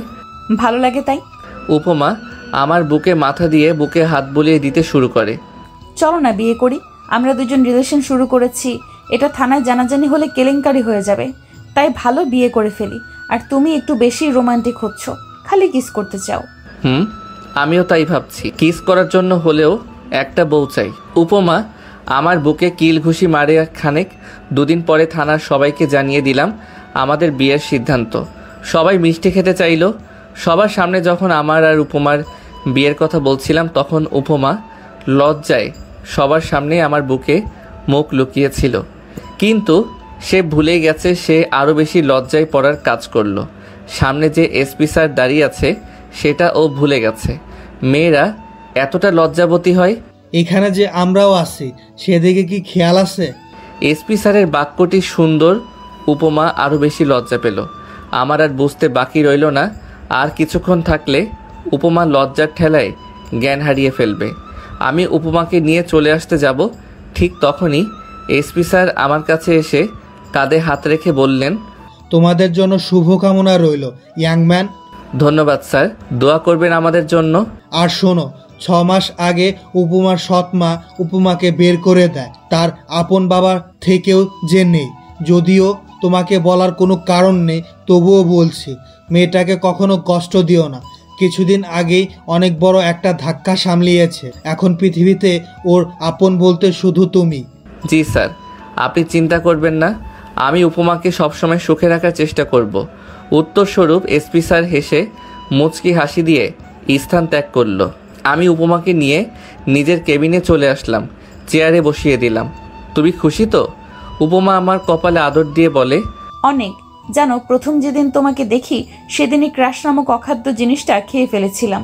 ভাবছিলাম এত কিউট গুলুমুলু একটা ছেলে আত্মহত্যা করতে যাচ্ছে। ভাবছিলাম তোমার সাথে তখনই প্রেম শুরু করতে, কিন্তু পরে যখন শুনলাম তুমি ছ্যাঁকা খেয়ে ব্যাকা হয়ে গেছো, তখন আর সাহস পাইনি বলার। কিন্তু ভাগ্য কতটা ভালো থাকলে আবার সেই হারিয়ে যাওয়া মানুষটাকে ফিরে পাওয়া যায়। অবশেষে রসগোল্লাটা আমার জামাই হচ্ছে। বাপরে, প্রশংসার কি বাহার! একবার কিউট গুলুমুলু, আবার রসগোল্লাও। আজ আমার আর উপমার বিয়ে। কত সুন্দর করে সাজানো হয়েছে বিয়ে বাড়ি। চারিদিকে কত সুন্দরী রমণী ঘুরছে, কিন্তু কাউকেই দেখতে পারছি না। বউয়ের সোজা কথা, কোনো মেয়ের দিকে তাকালে বাসর ঘরে খাটের তলায় থাকতে হবে, সেই ভয়ে আর কোনো মেয়ের দিকে তাকাতে পারছি না। বিয়ে বাড়িতে উপমার পরিবারের সকলেই রয়েছে, শুধু নেই আমার কেউ। এই নিয়ে আত্মীয়রা কত কানাঘোষা করছে, কারো কথাতেই কান দেয়নি, কারণ সমাজের লোকদের কাজই হচ্ছে মানুষকে কিভাবে ছোট করা যায় সেই চিন্তা করা। আজ আমার পরিবারের কেউ নেই বলেই কথাগুলো শুনতে হচ্ছে। যদি এখানে আমার পরিবার থাকতো তাহলে হয়তো কথাগুলো শুনতে হতো না। এর দোষ আমি কাকে দেব? নিজেকে নাকি নিজের কপালকে? সমাজের কথা চিন্তা করা তো সেদিনই ছেড়ে দিয়েছি যেদিন বুঝেছিলাম সমাজ কখনো আমার আপন নয়। আপনি রাস্তায় পড়ে থাকুন, দেখবেন কেউ ওঠাতে আসবে না আপনাকে। আর একটু উপরে উঠুন, দেখবেন নিচে নামানোর লোকের অভাব হবে না। 2 দিন অসুস্থ হয়ে বিছানায় পড়ে থাকুন, দেখবেন কেউ দেখতে আসবে না। আর এলেও তাদেরকেই 1 কাপ চা তৈরি করে দিয়ে বলতে হয়, চাটা খেয়ে যান। সমাজকে আপনি খুব কাছে পাবেন তখনই যখন সুখ আপনার জীবনের প্রতিটি কোণায় ভাসবে। তাই এখন শুধু নিজেকে নিয়েই ভাবতে ভালোবাসি। অন্যকে নিয়ে ভাবতে গেলে নিজের প্রতি নিজের ভালোবাসা হারিয়ে যাবে। অবশেষে উপমাকে বউ সাজিয়ে নিয়ে আসা হচ্ছে, কিন্তু সে খুঁড়িয়ে খুঁড়িয়ে হাঁটছে। এখনও পায়ের কাটা জায়গা শুকোয়নি, আসতে এখনও অনেকটা পথ বাকি। আমি তাকে ইশারায় ওখানেই দাঁড়াতে বলি, সেও তাই করে। আমি আর বিলম্ব না করে উপমার কাছে গেলাম। সবাই শুধু তাকিয়ে দেখছে। আচমকা উপমাকে কোলে তুলে নিয়ে হাঁটতে শুরু করি। সবাই আহাম্মকের মতো তাকিয়ে রয়েছে। কেউ কেউ বলছে, দেখছিস ছেলেটার লজ্জা বলতে কিচ্ছু নেই, এতগুলো মুরব্বীদের সামনে কিভাবে বেহায়ার মতো বউকে কোলে তুলে নিল। সেদিকে কর্ণপাত করিনি। আমার কাছে আমার ভালোবাসার মানুষটার প্রাধান্য সবার আগে। আমি থাকতে আমার প্রিয় মানুষটি কষ্ট পাবে তা কি করে হয়? আমি যদি তার কষ্টটাকে মোচন করতে পারি তাহলে সে কেন কষ্টটাকে আলিঙ্গন করবে? কিছু কিছু সময় বড়দের কাছে বেয়াদব হতে হয়, না হলে বুঝবেন না সে আপনার জন্য তার মনে কি চিন্তা পোষণ করে রেখেছে। উপমাকে আমার পাশে বসিয়ে দিলাম। লাল রঙের লেহেঙ্গা, মুখে হালকা মেকআপের প্রলেপ, ঠোঁটে লাল লিপস্টিক, সব মিলিয়ে আমার কাছে সে চাঁদের পরি। আমার পাশে বসে একটা মিষ্টি হাসি উপহার দিল উপমা। আমিও মুচকি এসে তাকিয়ে রইলাম উপমার মুখপানে। কি মিষ্টি লাগছে আমার বউটাকে। কিছুক্ষণ পর কাজী ও হুজুর এসে বিয়ে পড়িয়ে দিল। অবশেষে আলহামদুলিল্লাহ ও কবুল বলে ছোট্ট পৃথিবীটাকে আপন করে নিলাম। যখন উপমাকে বলা হয়েছে, বলো মা কবুল, তখন সে কি যে খুশি মনে কবুল বলেছে, সে দৃশ্যটি দেখলেই মনে শান্তির জোয়ার ভাসে। বোঝা গেছে আমার প্রতি তার ভালোবাসার টান কতটুকু। বাসর ঘরের সামনে দাঁড়িয়ে আছি, হাতে একটা বিরিয়ানির প্যাকেট। এই দিনে মেয়েরা খুব সম্ভবত খাবার ঠিক মতো খায় না। আপনার বিয়েটা যখন পারিবারিকভাবে হবে তখন মেয়েটা থাকে একেবারেই অচেনা। যদি শুরু থেকে মেয়েটির মন পেতে চান তাহলে বাসর ঘরে 1 প্যাকেট বিরিয়ানি নিয়ে যান, বউকে সুন্দর করে খাইয়ে দিন, দেখবেন আল্লাহর তরফ থেকে তার মনে আপনার জন্য একটা সুন্দর ভাবনার সৃষ্টি হবে। সে বুঝতে পারবে আপনি ভরসা করার মতো একটা মানুষ পেয়েছি, যে মানুষটা শুরুতেই আমার কেয়ার করছে, অবশ্যই বাকি জীবনটাও তার সর্বোচ্চটা দিয়ে আগলে রাখবে। আপনার এই আচরণে মডার্ন মেয়েটাও নুয়ে যেতে পারে। আল্লাহর নাম নিয়ে দরজা খুলে ভিতরে প্রবেশ করি। আমাকে দেখে উপমা মিষ্টি কণ্ঠে সালাম দিল। আসসালামু আলাইকুম। মুচকি হেসে উত্তর দিলাম, ওয়ালাইকুম আসসালাম। প্যাকেটটা বিছানায় রেখে বউয়ের পাশে গিয়ে বসি। বউ ইয়া লম্বা ঘোমটা টেনে বসে আছে। ঘোমটা তুলে উপমার কপালে ও 2 চোখের পাতায় আদর দিলাম। ওর চোখে মুখে হাসির ঝলকানি। ও হাসলে যেন হেসে দেয় পৃথিবী। হাত ধুয়ে এসে প্যাকেটটা খুলে খাবার হাতে নিয়ে বললাম, সারাদিন তো বোধহয় কিছু খাওনি, নাও হা করো। এসবের কি দরকার ছিল? আমার তো খিদে পাইনি। তাহলে ফেলে দিয়ে আসি। আরে রাখছো কেন? আজ তোমাকে একেবারে নিজের করে পাবো, এই খুশিতেই তো মন আর পেট দুটোই ভরে গেছে। আর তুমি এতটা ভালোবেসে নিয়ে এসেছো, আমি না খেয়ে পারি? এখন খাইয়ে দাও। মেয়েটার উপর কোনোভাবেই রাগ করা যায় না। হি হি হি করে যখন হেসে দেয় তখন মনে হয় চাঁদটা হাসছে। যার হাসি এতটা মায়াবী, যার মনটা বাচ্চাদের মতো কোমল, তার উপর কি আদৌ রাগ করে থাকা যায়? তার উপর তো একটা কঠিন মনের মানুষও নরম হতে বাধ্য। উপমাকে খাইয়ে দিলাম। সে অনেক তৃপ্তি নিয়ে খেলো। বুঝতে বাকি ছিল না সে সারাদিন এত মানুষের ভিড়ে কিছু খায়নি। সেও আমাকে খাইয়ে দিয়েছে। চলো না একটু ছাদে গিয়ে ঘুরে আসি। আমি কোনো কথা না বলে উপমাকে কোলে তুলে নিয়ে ছাদে গেলাম। দোলনায় বসে উপমাকে কোলে বসিয়ে নিলাম। সে পরমানন্দে আমার বুকে মুখ গুজলো। আমি উপমার মাথায় হাত বুলিয়ে দিচ্ছি। দেখো আজকের চাঁদটা কত সুন্দর করে তার কিরণ ছড়াচ্ছে। উপমার কথায় চোখের দৃষ্টি আকাশের দিকে নিক্ষেপ করলাম। সত্যি আজ চাঁদটা একটা গোল থালার আকৃতি ধারণ করেছে, যার কারণে আলোটা একটু বেশি ঠিকরে পড়ছে। জানো চাঁদটা আজ এত বেশি আলো দিচ্ছে কেন? উপমা থুতনিটা আমার বুকে ঘষে বলে, কেন? কারণ তার জ্বালা হচ্ছে তাই। চাঁদটা আমায় অনেক ভালোবাসে, কিন্তু আমি তাকে প্রত্যাখ্যান করে আরেকটা চাঁদকে বিয়ে করেছি, তাই সে কষ্ট সইতে না পেরে জ্বলে পুড়ে খাক হয়ে যাচ্ছে। ইস তুমিও না বাড়িয়ে বলো সব সময়। হা হা হা লজ্জা পেয়েছে আমার বউরানিটা। বাড়িয়ে বলবো কেন? চাঁদ আমার চারিদিকটা আলোকিত করলেও আমার জীবনটা তো আলোকিত করতে পারিনি। কিন্তু উপমা হাসান রুহি নামক মিষ্টি মেয়েটা আমার জীবনকে আলোকিত করেছে। তাহলে তুমি বলো আমার কাছে কে বেশি দামি হবে? এই চলো না একটু হেঁটে আসি এই নিশিরাতের পিচ ঢালা রাস্তায়। হাঁটতে গেলে পায়ে ব্যথা হবে, তাই যখন সুস্থ হবে তখন তোমায় নিয়ে হাঁটবো। না না আমার ব্যথা হবে না, তোমার কাঁধে হাত রেখে হাঁটবো। আর তুমি তো আমাকে ধরেই রাখবে। আমি আজকেই হাঁটবো, প্লিজ প্লিজ। উপমার এই ইনোসেন্ট মুখটা দেখে একেবারেই ঘায়েল হয়ে গেলাম। আচ্ছা চলো। খুশিতে উপমা আমার গালে আদর দিয়ে বসে। খুব ভালো লাগে প্রিয় মানুষের এই মিষ্টি আবদার ও পাগলামিগুলো। মেয়েদের বলছি, বিয়ের পরে স্বামীর ভালোবাসা যদি বেশি পেতে চান তাহলে একটু ন্যাকা হবেন। হালকা ন্যাকা সুরে তার কাছে আবদার করবেন, পাগলামি করবেন, দেখবেন সেও আপনার আবদারগুলোকে আপন করে নেবে। তবে এতটাও বেশি ন্যাকামি করবেন না যাতে সে বিরক্ত হয়ে কানের 2 ইঞ্চি নিচে বুলডোজার চালিয়ে দেয়। রাত বাজে 2টো। ল্যাম্পপোস্টের ঘোলাটে আলোয়া কচ্ছপের মতো হাঁটছি আমরা। উপমা আমার কাঁধে হাত রেখে হাঁটছে, আর আমি ওর পিঠ দিয়ে হাত দিয়ে ওর বাম হাত ধরে হাঁটিয়ে নিয়ে যাচ্ছি। প্রিয় মানুষটা যখন হাতে হাত রেখে হাঁটে তখন সেই অনুভূতির প্রকাশ করা যায় না। চাঁদের পরীটা আইসক্রিম খাবে? এত রাতে আইসক্রিম কোথায় পাবে? সামনে একটা দোকান খোলা রয়েছে, তুমি এখানে একটু দাঁড়াও, আমি তাড়াতাড়ি নিয়ে আসছি। উপমাকে মাঝ রাস্তায় রেখে আইসক্রিম কিনতে গেলাম। এত রাতে কোনো গাড়ি আসবে না, তাই আর কোনো চিন্তা নেই। উপমাও আস্তে আস্তে এগিয়ে আসছে। আইসক্রিম নিয়ে পিছনে ফিরে চোখ বড় বড় হয়ে গেল। একটা গাড়ি ফুল স্পিডে ধেয়ে আসছে উপমার দিকে।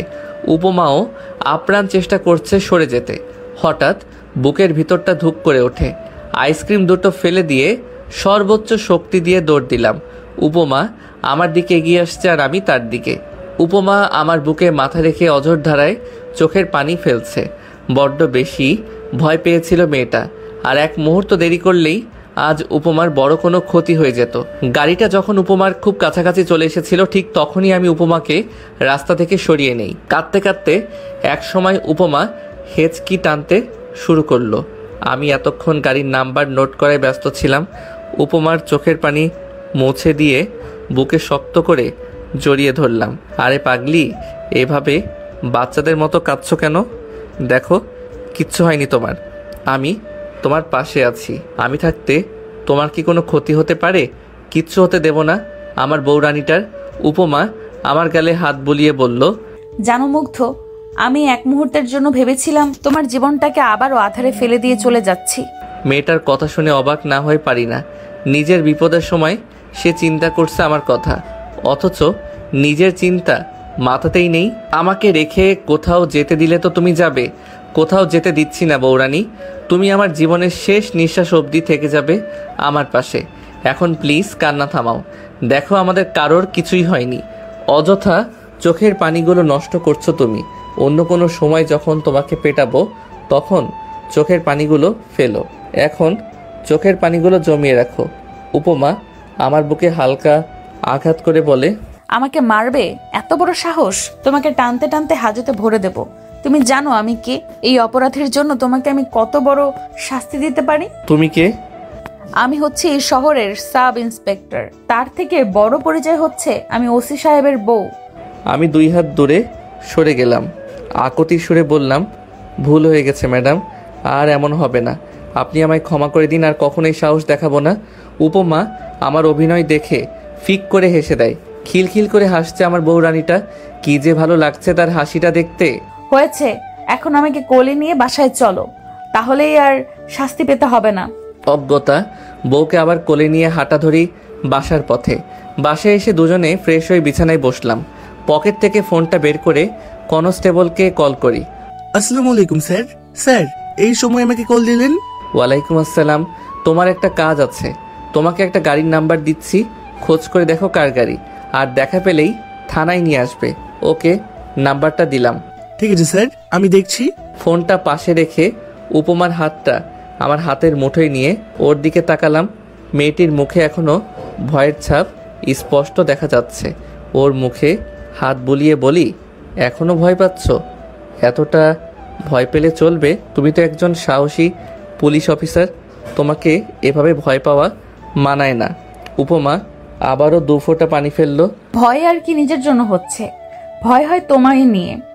একবার তো সামলে নিয়েছো, তখন তো আমি সাহায্য করেছিলাম, কিন্তু এবার যদি আমি হারিয়ে যাই তাহলে তোমার কি হবে? উপমার চোখের পানি মুছে দিলাম। তুমি শুধু শুধু এসব ফালতু চিন্তা করছো। তোমার কি হবে? হ্যাঁ, কিচ্ছু হবে না তোমার। আমার মনে হয় এটা একটা ইচ্ছাকৃত ষড়যন্ত্র। কিভাবে বুঝলে? আমি প্রথমে ভেবেছিলাম গাড়িটা ব্রেক ফেল করেছে, কিন্তু পরে যখন দেখলাম গাড়িটা সম্পূর্ণ নিয়ন্ত্রণে রয়েছে তখন আর বুঝতে বাকি রইল না এটা তোমাকে মারার একটা পরিকল্পনা।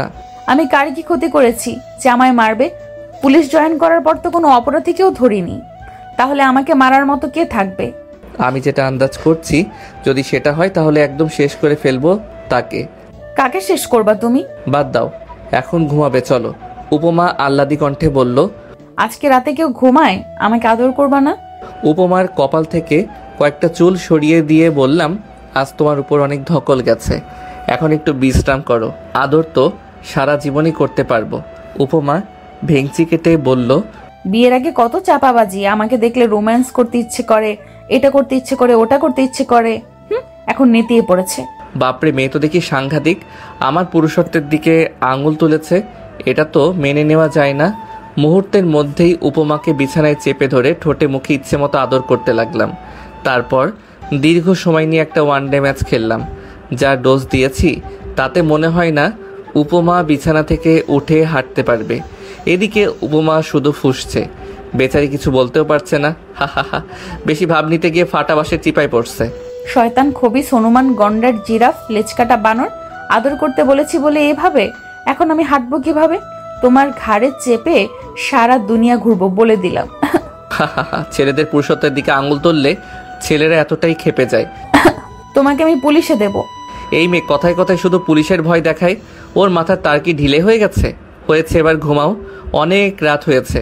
আসো, তোমাকে নিয়ে বুকে ঘুমাবো। না, আমি তোমার বুকে ঘুমাবো না। বলেই উল্টো পাশে শুয়ে পড়ে। ওকে ভয় না দেখালে হবে না। বলি, মনে কি ভয় ডর বলতে কিছু নেই? ওয়ানডে ম্যাচ খেললাম, এবার কিন্তু টেস্ট ম্যাচ খেলবো। বলতে দেরি কিন্তু বুকে মুখ লুকাতে দেরি হলো না। পাগলিটার পাগলামি দেখতেই ভালো লাগে। একটু পর বুকে পিঁপড়ে কামড়ানোর মতো ব্যথা পাচ্ছি। তাকিয়ে দেখি উপমা আমার বুকে কামড় বসিয়েছে। ওকে মুখ বরাবর তুললাম। খানিকটা সময় দুজন দুজনের চোখের দিকে তাকিয়ে রইলাম। তারপর উপমার ঠোঁটে আলতো করে ঠোঁট ছোঁয়ালাম। কিছুটা সময় অতিবাহিত হওয়ার পর বুকে শক্ত করে জড়িয়ে ধরে বললাম, এখন আর দুষ্টুমি নয় বৌরানী, এবার ঘুমাও, না হলে আমি রেগে যাব। বলে কপালে আরও একটা আদর দিলাম। এবার আমার বৌরানীটা একটু শান্ত হলো। ওর মাথায় হাত বুলিয়ে দিতে শুরু করি। এরপর আস্তে আস্তে দুজনেই হারিয়ে গেলাম ঘুম রাজ্যের অতল গহ্বরে। অতীতকে অতীতই থাকতে দিন।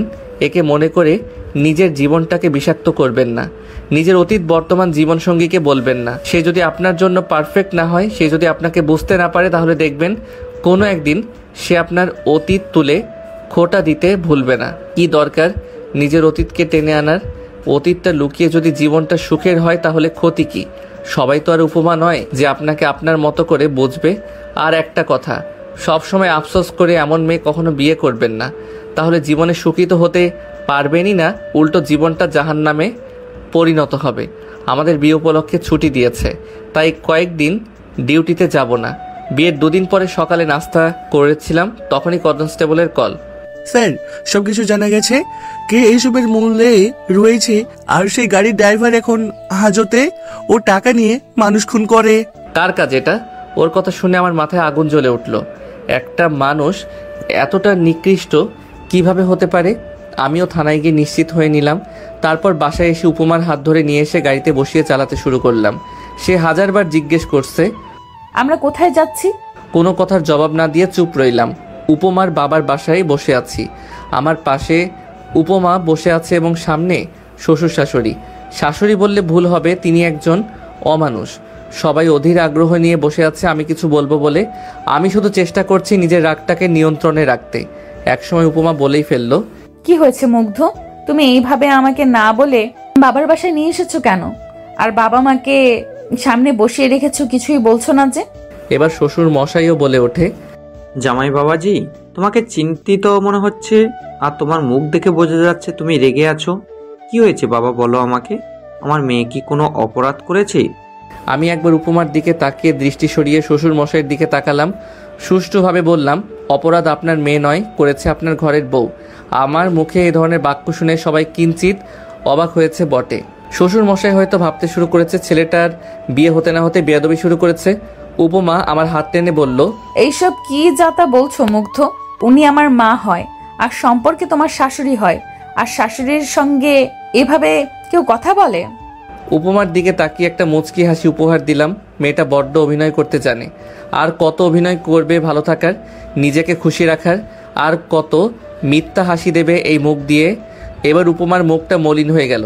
শ্বশুর মশাই আমার কথার আগাগোড়া কিছুই বুঝতে না পেরে জিজ্ঞেস করলো, তুমি কি বলছো? আমি তো কিছুই বুঝতে পারছি না বাবা। এবার শ্বশুরের দিকে এগিয়ে গেলাম। মেয়েকে জন্ম দিয়ে নিজের দায়িত্বটা গুটিয়ে নিয়েছেন।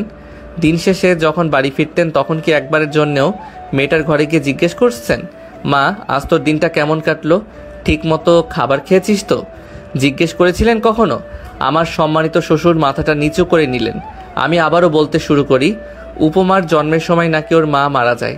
তারপর উপমার দেখাশোনার জন্য দ্বিতীয় বিয়ে করেন। সকালে কাজে যান নিশ্চিন্ত হয়ে, এই ভেবে যে আপনার বউ উপমার দেখাশোনা করবে।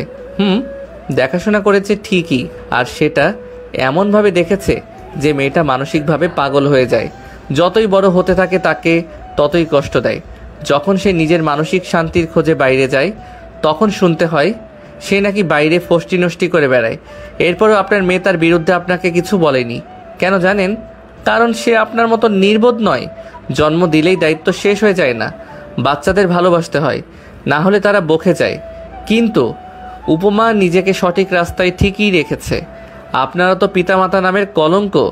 কথাগুলো শুনে শ্বশুরের চোখ দিয়ে দুফোঁটা পানি গড়িয়ে পড়ল, আর আগুন ঝরা দৃষ্টি নিয়ে তাকিয়ে আছে তার বউয়ের দিকে। মিসেস হাসান একটু চুপসে গেছে। শ্বশুর মশাই মিসেস হাসানের কাছে গেলেন। মুগ্ধ যেগুলো বলেছে সেগুলো কি সত্যি? হাসান চুপ করে রইলেন। কি হলো, চুপ করে আছো কেন? এখন চিৎকার করে লাভ নেই, এখনো তো আসল কথা বলিই নাই। এবার সবাই আরো ভ্রু কুচকে তাকালো আমার দিকে। উপমা আমায় প্রশ্ন করলো, আসল কথা মানে? তুমি ক্লিয়ার করে বলো তো বাবা। শ্বশুরের কথায় তার সামনে গেলাম। আমাদের বাসরাতে আপনার মেয়ের ইচ্ছে ছিল তাকে নিয়ে বাইরে হাঁটতে, গিয়েও ছিলাম। আর সেখানেই উপমাকে মারার চেষ্টা করে গাড়ি চাপা দিয়ে, সেটার কেউ নয়, করেছে আপনার স্ত্রী। শুধুমাত্র আপনি আপনার সম্পত্তি আপনার মেয়ের নামে দিয়েছেন বলে। আমার কথা শুনে সবাই অবাকের চরম পর্যায়ে পৌঁছে যায়। সঙ্গে সঙ্গে মিস্টার হাসান মিসেস হাসানকে সর্বশক্তি দিয়ে একটা থাপ্পড় মারে। টাল সামলাতে না পেরে মেঝেতে পড়ে গেলেন। উপমা দৌড়ে গিয়ে মিসেস হাসানকে তুললেন। বাবা, এটা কি করছো তুমি? এটা অনেক আগেই করা উচিত ছিল আমার। টাকার লোভ মানুষকে এতটা নিচে নামাতে পারে, আমার ভাবতেই ঘৃণা হচ্ছে। মিসেস হাসানের প্রতি এই ব্যবহারে আমার এতটুকু খারাপ লাগছে না। আমি আরও তার সামনে গিয়ে বললাম, আপনার ভাগ্য ভালো যে উপমার কোনো ক্ষতি হয়নি, তাই শুধুমাত্র শাশুড়ি বলে ছেড়ে দিলাম। আর যদি উপমার শরীরে এতটুকু আঁচড় লাগতো না, তাহলে ভুলে যেতাম আমি আইনের লোক, নিজ হাতে আপনাকে মেরে ফেলতাম। আর পরবর্তী সময়ে যদি এই ভুল করার চেষ্টাও করেন, তাহলে আমার থেকে নিকৃষ্ট আর কেউ হবে না। আমার এই ভয়ঙ্কর রূপ দেখে মিসেস হাসান এবং উপমা দুজনেই ভয় পেল। উপমা আমার কাছে এসে আমার দুই চোয়ালে হাত রেখে বলল, প্লিজ তুমি শান্ত হও, দেখো আমার তো কিছুই হয়নি। উপমার কাজ জড়িয়ে ধরে শ্বশুরকে বললাম, বাবা, আপনার যা সম্পত্তি আছে সব আপনার স্ত্রীকে দিয়ে দিন। দুজনে চাকরি করি, আলহামদুলিল্লাহ সুখেই কাটাতে পারবো আমাদের জীবন। আর শাশুড়ি মা, আপনাকে বলছি, মানুষকে কিভাবে ভালোবাসতে হয় সেটা আপনার মেয়েকে দেখে শিখে নিন। আপনি তাকে এত কষ্ট দেওয়ার পরেও সে আপনাকে শ্রদ্ধা করতে ভুলেনি, নীরবে ভালোবেসে গেছে। যখন চলে আসতে যাব, তখনই উপমা আমাকে টেনে ধরে। পিছনে তাকিয়ে দেখি শাশুড়ি মা উপমার পা জড়িয়ে ধরেছে আর হাউমাউ করে কাঁদতে শুরু করেছে। মা, তুই আমাকে ক্ষমা করে দে, বিশ্বাস কর আমি টাকার লোভে অন্ধ হয়ে গিয়েছিলাম। তুই আমাকে ক্ষমা না করলে তোর বাবা আমাকে বাড়ি থেকে বের করে দেবে। তার চোখ দিয়ে অনর্গল পানি গড়িয়েই চলেছে। উপমা জানে এখন তার প্রতি সহানুভূতি দেখালে আমি রেগে যাব, তাই সে আমার দিকে তাকালো মায়া ভরা দৃষ্টি নিয়ে। আমিও ইশারায় বললাম, তাকে সামলে নাও। উপমা আমার অনুমতি পেয়ে মিসেস হাসানকে তুলে বুকে জড়িয়ে নিল। মানুষ ভুল করতেই পারে, সেটা হোক বড় বা ছোট ভুল। প্রতিশোধ না নিয়ে ক্ষমা করে দিন, দেখবেন আপনার প্রতিপক্ষ নিজেই লজ্জিত হয়ে যাবে। আপনি যদি তার সাথে লড়াই না করেন, তাহলে সে জিতবে কিভাবে? আর যদি লড়াই না হয়, তাহলে সে একা একা কিভাবে লড়াই করবে? সে যদি চেয়েও লড়াই করতে না পারে, তাহলে সে নিজেই লজ্জিত হয়ে যাবে। হার মেনে নিতে বাধ্য সে। সেখান থেকে বেরিয়ে বাড়ি আসছিলাম, মাঝ রাস্তায় একটা অ্যাক্সিডেন্ট হয়। ভিড় ঠেলে গিয়ে দেখলাম আর কেউ নয়, দুর্ঘটনা হয়েছে আমার ভাইয়ের সাথে। রক্তাক্ত অবস্থায় পড়ে রয়েছে রাস্তায়, অথচ আশেপাশের লোকজন তামাশা দেখতে ব্যস্ত। কেউ কেউ করছে ভিডিও, আবার কেউ গেছে লাইভে। ভাই, আমাদের সমাজটা এমনই, তাদেরকে আপনার বিপদে পাশে পাবেন না, পাবেন সুখের সময়। ভাইয়া আমাকে দেখে হাত দিয়ে ইশারা করলো, হয়তো ডাকছে। আমি সব রাগ অভিমান ঝেড়ে ফেলে দৌড়ে গেলাম ভাইয়ের কাছে। তার মাথাটা আমার কোলে তুলে নিলাম। ভাইয়া আমার হাত দুটো মুঠো করে নিয়ে ভাঙা কণ্ঠে অনেক কথা বলল। ভাইয়ার কথা শুনে আমার কলিজাটা ফেটে যাচ্ছে। পৃথিবীটা শুধু ঘুরছে। শিখা আমার জন্য নিজের জীবনটা এভাবে শেষ করে দিল, আর আমি স্বার্থপরের মতো তাকে একলা ফেলে চলে এসেছিলাম। ভাইয়ার মৃতদেহটা আমার কোলে। তার মৃত্যুর আগে আমাকে কিছু কথা বলে গিয়েছে, যেগুলো শুনে আমার শরীরের প্রতিটি পশম দাঁড়িয়ে গেছে। তার কথাগুলো ছিল, ভাই, আমাকে তুই ক্ষমা করে দিস। তোর উপর অনেক অন্যায় করেছি আমি, জানি আল্লাহ আমাকে ক্ষমা করবে না। তুই দয়া করে আমাকে ক্ষমা করে দিস। আমি তোকে মায়ের ভালোবাসা থেকে বঞ্চিত করেছি, তোর জীবনটাও শেষ করে দিয়েছি আমি। এই অপরাধের ক্ষমা হবে কি না জানি না। শিখা তোর সাথে কখনো অভিনয় করেনি, আমি তাকে অভিনয় করতে বাধ্য করেছি। মেয়েটা তোকে সত্যি ভালোবাসে রে ভাই। আজ আমার কারণে তোদের এই বিচ্ছেদ। তুই দয়া করে শিখার সাথে দেখা কর, ওর অবস্থা খুবই খারাপ। শিখা তোকে ঠকায়নি, সে তোর সুখের জন্য, তোর ভালোর জন্য নিজের জীবনটা জাহান্নামে পরিণত করেছে। ভাইয়ার কথা বলতে কষ্ট হচ্ছে, তবু সে কথা বলেই যাচ্ছে। আর এদিকে আমার মাথা শুধু ঘুরছে। ভাইয়ার কথার কোনো মানে আমি বুঝতে পারছি না। আমি বললাম, এসব কথা পরে হবে, আগে তুই হাসপাতালে চল। ভাইয়া আমাকে থামিয়ে দিয়ে বলল, আমি হয়তো আর বাঁচব না, এতটাই পাপের ভার বেশি হয়েছে আমার। বলতে না বলতেই শেষ নিঃশ্বাস ত্যাগ করলো আমার কোলে। সত্যি বলতে ওর মৃত্যুতে খুব একটা কষ্ট হলো না আমার। সব সমস্যা মিটিয়ে উপমাকে নিয়ে বাড়িতে নিয়ে গেলাম ভাইয়ার লাশ। আবার সেই অবহেলিত হওয়া বাড়িতে ফিরবো ভাবিনি কখনো। সময় কত কিছুই না করতে বাধ্য করে। বাড়ির ভিতরে ঢুকে তাকিয়ে রইলাম চারিদিকে, কোথাও কেউ নেই। বাড়িটা কেমন মৃত হয়ে গেছে।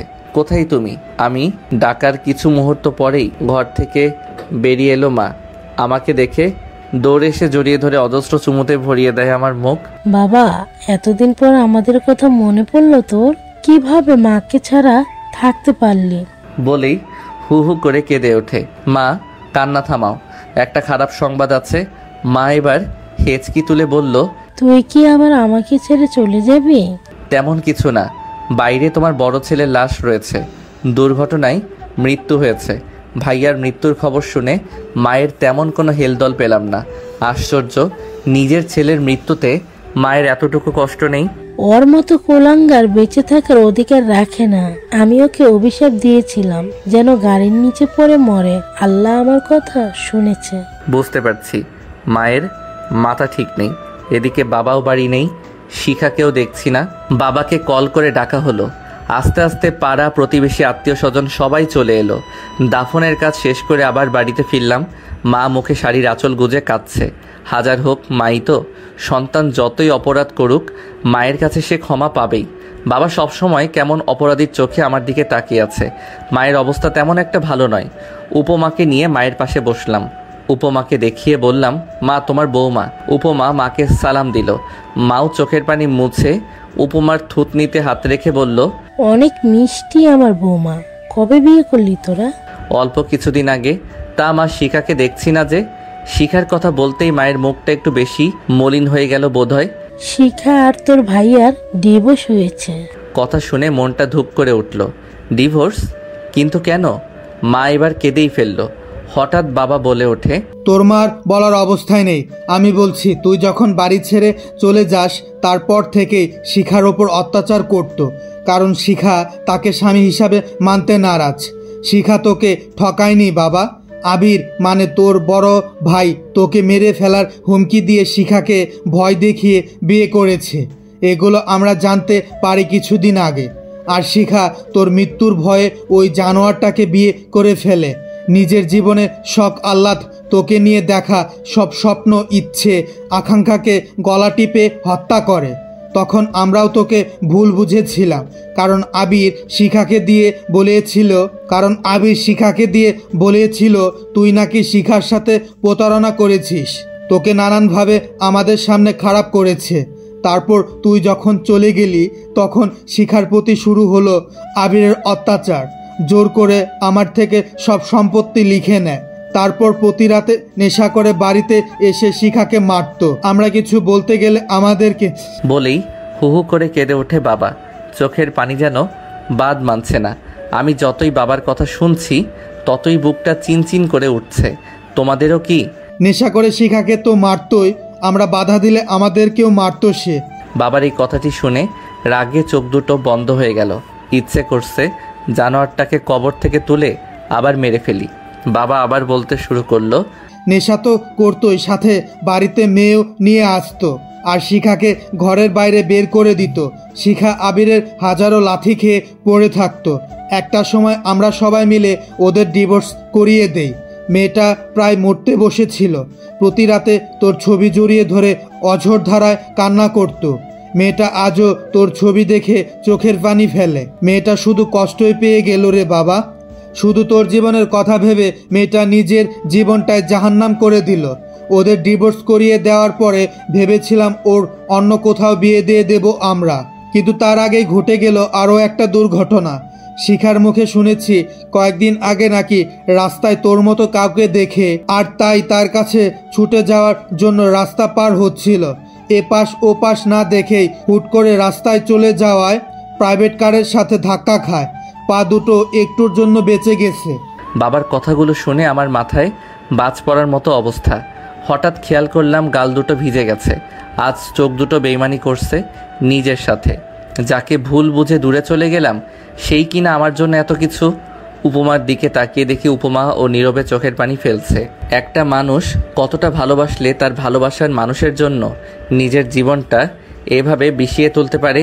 আমি আর সেখানে না থেকে নিজের সেই অযত্নে রেখে যাওয়া ঘরে গেলাম। ঘরটা এখনও ঠিক আগের মতোই রয়েছে। দেয়ালে চারিদিকে আমার আর শিখার ছবি টাঙানো। শিখার সাথে কাটানো সব মুহূর্তগুলো এই 4 দেয়ালে টাঙানো রয়েছে। ভেবেছিলাম ছবিগুলো হয়তো থাকবে না। এখন আর বুঝতে বাকি নেই যেদিন এই বাড়ি ছেড়ে চলে গিয়েছিলাম সেদিন কেন শিখা চোখের পানি ফেলেছিল নিঃশব্দে। হয়তো সে চেয়েছিল আমি তাকে যেন একা করে চলে না যাই। আমি হয়তো তাকে ভালোবাসতেই পারিনি। তা না হলে তার চোখের ভাষা বুঝতে পারিনি কিভাবে আমি এতটাই স্বার্থপর হয়েছিলাম সেদিন। একটু পর উপমা আমার পাশে এসে বসে। সেও অবাক হয়ে তাকিয়ে রয়েছে দেয়ালের দিকে। আমার কাঁধে হাত রেখে বলে, এইভাবে ভেঙে পড়ছো কেন? সময় আর পরিস্থিতি যতই খারাপ হোক না কেন নিজের অবস্থানটাকে ঠিক রেখে পরিস্থিতির মোকাবেলা করতে হবে। উপমার দিকে করুণ দৃষ্টিতে তাকিয়ে বললাম, কি ভেবেছিলাম আর কি হয়ে গেছে। আমি শিখাকে আদৌ বুঝতেই পারিনি। প্রত্যেকের জীবনের একটা গল্প আছে। অতীতে ফিরে গিয়ে গল্পের শুরুটা কখনো পরিবর্তন করা সম্ভব নয়, কিন্তু কঠোর পরিশ্রমের মাধ্যমে গল্পের শেষটা চাইলেই নতুন করে সাজিয়ে তুলতে পারো। উপমার এইরূপ কথার কোনো মানে বুঝলাম না। আমি আহাম্মকের মতো প্রশ্ন করলাম, কি বলছো আর না বলছো মাথা ঠিক আছে তোমার? ভেবে কথা বলছো তো? আমি কোনো কথা না ভেবে বলি না। কোনো কিছু যদি সত্যিই তোমার কাছে গুরুত্বপূর্ণ হয় তবে তুমিই তা করবে। কোনো বাধাই তোমাকে থামাতে পারবে না।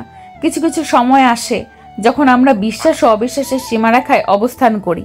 তখন আমরা একই সঙ্গে দেখতে পাই ও পাই না, বুঝতে পারি ও পারি না, অনুভব করতে পারি ও পারি না। সে বড় রহস্যময় সময়। নিজের ভুলের জন্য যেটা হয় সেটাকে সংশোধন করে নিতে হয়। চলো আমরা শিখা আপুর কাছে যাই। আমি উপমাকে যত দেখি ততই অবাক হই। মেয়েটা এমন কেন? জীবনে এরকম দোটানায় পড়বো সেটা চিন্তারও অধিক বাহিরে। মুহূর্তে আমরা দাঁড়িয়ে আছি শিখার ঘরের সামনে। পাশে রয়েছে শিখার মা। ভিতরে যাওয়ার জন্য মনটা ছটফট করলেও পা দুটো এগোতে চাইছে না। কোন মুখে তার সামনে দাঁড়াবো আমি? স্বার্থপরের মতো তাকে একলা ফেলে পালিয়ে গিয়েছিলাম। এখন বউসহ এসেছি তার সাথে দেখা করতে।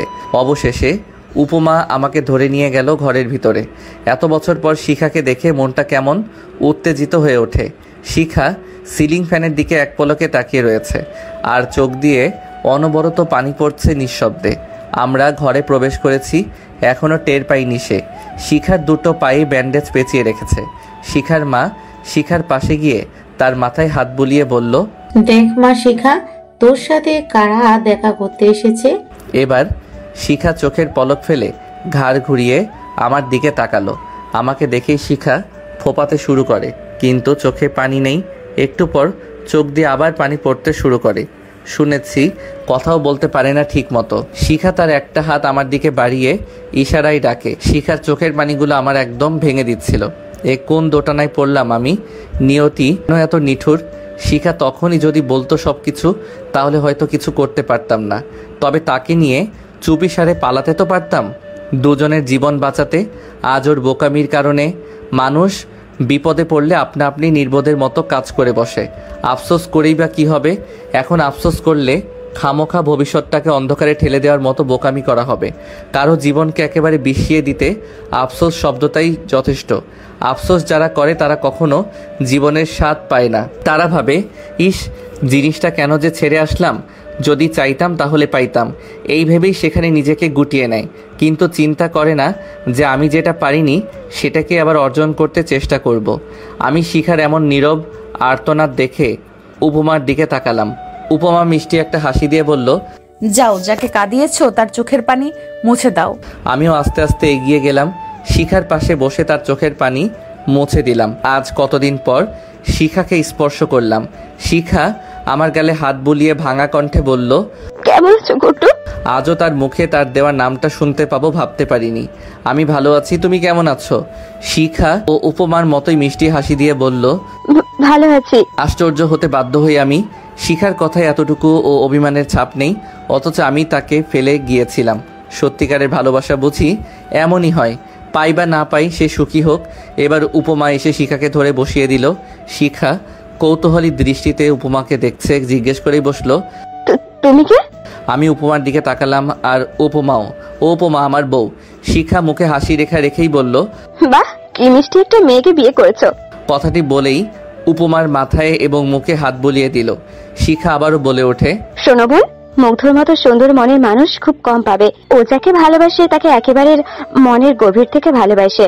আমার মতো ওকে কখনো কষ্ট দিও না। এতক্ষণ শিখার কথায় অভিমানকে খুঁজে না পেলেও এখন স্পষ্ট বোঝা যাচ্ছে আমার বিয়ের কথা শুনে সে একটু হলেও অভিমান করেছে। মানুষ অনেক কিছু সইতে পারলেও ভালোবাসার মানুষের পাশে কাউকে খুব সহজে সইতে পারে না। উপমা শিখাকে উদ্দেশ্য করে বলে, আপু তুমি একটু বসো, আমরা আসছি। উপমা আমাকে এবং আন্টিকে ঘরের বাইরে নিয়ে এলো। ড্রয়িং রুমে এসে দাঁড়ালো। উপমার এরূপ কাজের কোনো মানেই বুঝলাম না। কি হলো, উপমা এভাবে এখানে নিয়ে এলে কেন? বলছি। আচ্ছা আন্টি, আপনি বলেন তো শিখা আপুর জন্য ছেলে দেখেছেন? আন্টি উপমার কথায় একটা দীর্ঘশ্বাস ছাড়লো। এসেছিল দুটো সম্বন্ধ, কিন্তু ভাঙা পা দেখে মুখ ফিরিয়ে নিয়েছে। আর তাছাড়া আমিও চাই না আর কোথাও বিয়ে দিতে। এমনিতে মেয়েটা আমার মৃত্যুর সঙ্গে লড়াই করছে প্রতিনিয়ত। তার উপর যদি ওকে আবার বিয়ে দিই, সেখানে যে ওকে কষ্ট দেবে না তার কোনো নিশ্চয়তা নেই। মা, আন্টি আমি একটা সিদ্ধান্ত নিয়েছি, যদি আপনার আপত্তি না থাকে তাহলে বলতে পারি। হ্যাঁ বলো। আমি আসলে চাচ্ছি আমি আর শিখা আপু একসঙ্গে থাকতে। উপমার কথা শুনে আন্টি এবং আমি দুজনেই অবাক হই। একসঙ্গে থাকতে মানে হচ্ছে মুগ্ধ শিখা আপুকে বিয়ে করবে। উপমার কথা শুনে আমার মাথা ভন ভন করে ঘুরতে শুরু করে। উপমাকে আমার দিকে ঘুরিয়ে নিয়ে বললাম, উপমা তোমার মাথা ঠিক আছে? এসব কি আবল তাবল বকছো? শিখাকে বিয়ে করলে তুমি কোথায় যাবে? তোমার মাথায় কি সমস্যা আছে? আমি কখন বললাম কোথাও যাব? বলেছি একসঙ্গে থাকবো। আর যেই মানুষটা শুধুমাত্র তোমার জন্য নিজের জীবনটা শেষ করে দিল, তাকে বিয়ে করতে তোমাকে হবেই। আমি এখন শিখা আপুর চোখে তোমার জন্য ভালোবাসা দেখেছি। কিন্তু উপমা। কোনো কিন্তু নয়। যেখানে আমার আপত্তি নেই সেখানে তুমি আপত্তি করছো কেন? আন্টি আপনার কি আপত্তি আছে? আন্টি একটা হাসি দেয়। আমি জানি মুগ্ধ অনেক একটা ভালো ছেলে, ওর কাছে গেলে আমার মেয়েটা অনেক ভালো থাকবে। কিন্তু আমি জেনে শুনে তোমাদের সংসারটাকে এভাবে নষ্ট হয়ে যেতে দিতে পারি না।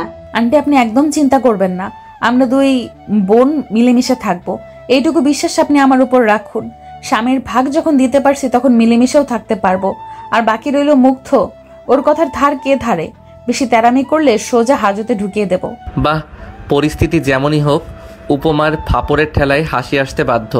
শিখার দেখাশোনা করবে কে তাহলে? তাদের কথার মাঝে আমি প্রশ্নটি করলাম। উপমা স্বাভাবিকভাবে উত্তর দিল, আমি চাকরি ছেড়ে দেব। ছোটবেলা থেকেই তো একাকিত্বের সময় পার করেছি, এখন থেকে না হয় শিখা আপুর সাথে সময় কাটালাম। তুমি যতই বলো না কেন আমি কোনো কথাই শুনছি না। আজ তোমার জন্য শিখা আপুর এই অবস্থা। ভালোবাসো অথচ মুখ আর চোখের পানি তার মনের অবস্থা বোঝো না। আমি আর বলার মতো কিছু খুঁজে পেলাম না, তাই চুপ করে রইলাম। উপমা তো ঠিকই বলেছে। সেদিন যদি শিখার মনের অবস্থাটা বুঝতাম তাহলে আজ হয়তো এই দিনটি দেখতে হতো না। আমি ভাবতেই পারিনি উপমা এমন একটা সারপ্রাইজ দেবে। আমি তো দ্বিতীয় বিয়ের কথা মাথাতেই আনতে পারিনি।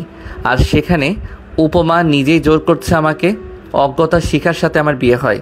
উপমা নিজে দাঁড়িয়ে থেকে আমাদের বিয়ে দেয়। মেয়েটা বড় অদ্ভুত, সবসময় মানুষের কথাই ভাবে। লোক খুব কম ছিল, শিখার মা বাবা আর আমার মা বাবা। উপমা অনেক কষ্টে তার বাবাকে রাজি করিয়েছে। আশ্চর্য বিষয় হলো আমাদের বিয়ের সময় উপমার মুখে হাসি লেগেই ছিল। এক মুহূর্তের জন্যেও মুখটাকে মলিন করেনি। শিখাও বিয়েতে রাজি ছিল না, কিন্তু উপমার পাগলামির কারণে সেও রাজি হয়েছে। যাক, এখন একটু হলেও নিজের ভুলের বোঝা কমে গেল। আমাদের বেডরুমেই শিখাকে নিয়ে গেছে উপমা। শিখা হাঁটতে পারে না, ওকে ধরে হাঁটতে হয়। আহ কি শান্তি, কি শান্তি। দুটো বউ। আজও একটা বিরিয়ানির প্যাকেট সঙ্গে নিয়ে ঢুকলাম। শিখা আর উপমা দুজনকেই খাইয়ে দিলাম। শিখাকে ধরে বসে আছে উপমা। শোনো আপু, আমি যেমন অধিকার খাটাই মুগ্ধের উপর, ঠিক তেমনি অধিকার তুমিও খাটাবে। কখনো এতটুকুও কম বেশি করবে না। দুজনকে সমানভাবে ভালোবাসবো। আমাকে কখনো সতীন ভাববে না, ভাববে মায়ের পেটের বোন। না হলে খবর আছে বলে দিলাম। আর এই যে মিস্টার, আপনিও আমাদের দুই বোনকে সমানভাবে ভালোবাসা দিবেন। উত্তর স্বরূপ একটা মুচকি হাসি দিলাম। সত্যি তোমার তুলনা হয় না উপমা। শিখা উপমার কপাল টেনে সুন্দর করে শব্দ করে একটা চুমু দেয়। ছোটবেলায় মাকে বলতাম, মা আমার একটা ভাই বা বোন নেই। বড় আফসোস হতো অন্যান্য ভাই বোনের খুনসুটি দেখে, তবে আমি আজ একটা বোন পেলাম। ওদের দেখে সত্যি আনন্দে আমার মনটা ভরে ওঠে। কত তাড়াতাড়ি নিজেদের আপন করে নিল। আমি তাদের পাশে বসলাম। প্রথমে শিখাকে কাছে টেনে নিলাম। যখন শিখাকে কাছে টানলাম তখন উপমা উঠে যাচ্ছিল। উপমাকেও টেনে কাছে নিলাম। শিখার কপালে ছোট্ট একটা ভালোবাসার পরশ দিয়ে উপমার দিকে তাকালাম। কোথায় যাও? আজ আপুকে সময় দাও, আমি পাশের রুমেই আছি। উপমার কপালেও একটা আদর দিলাম। কোথাও যাওয়া হচ্ছে না, তুমি শিখার সাথে ঘুমাও।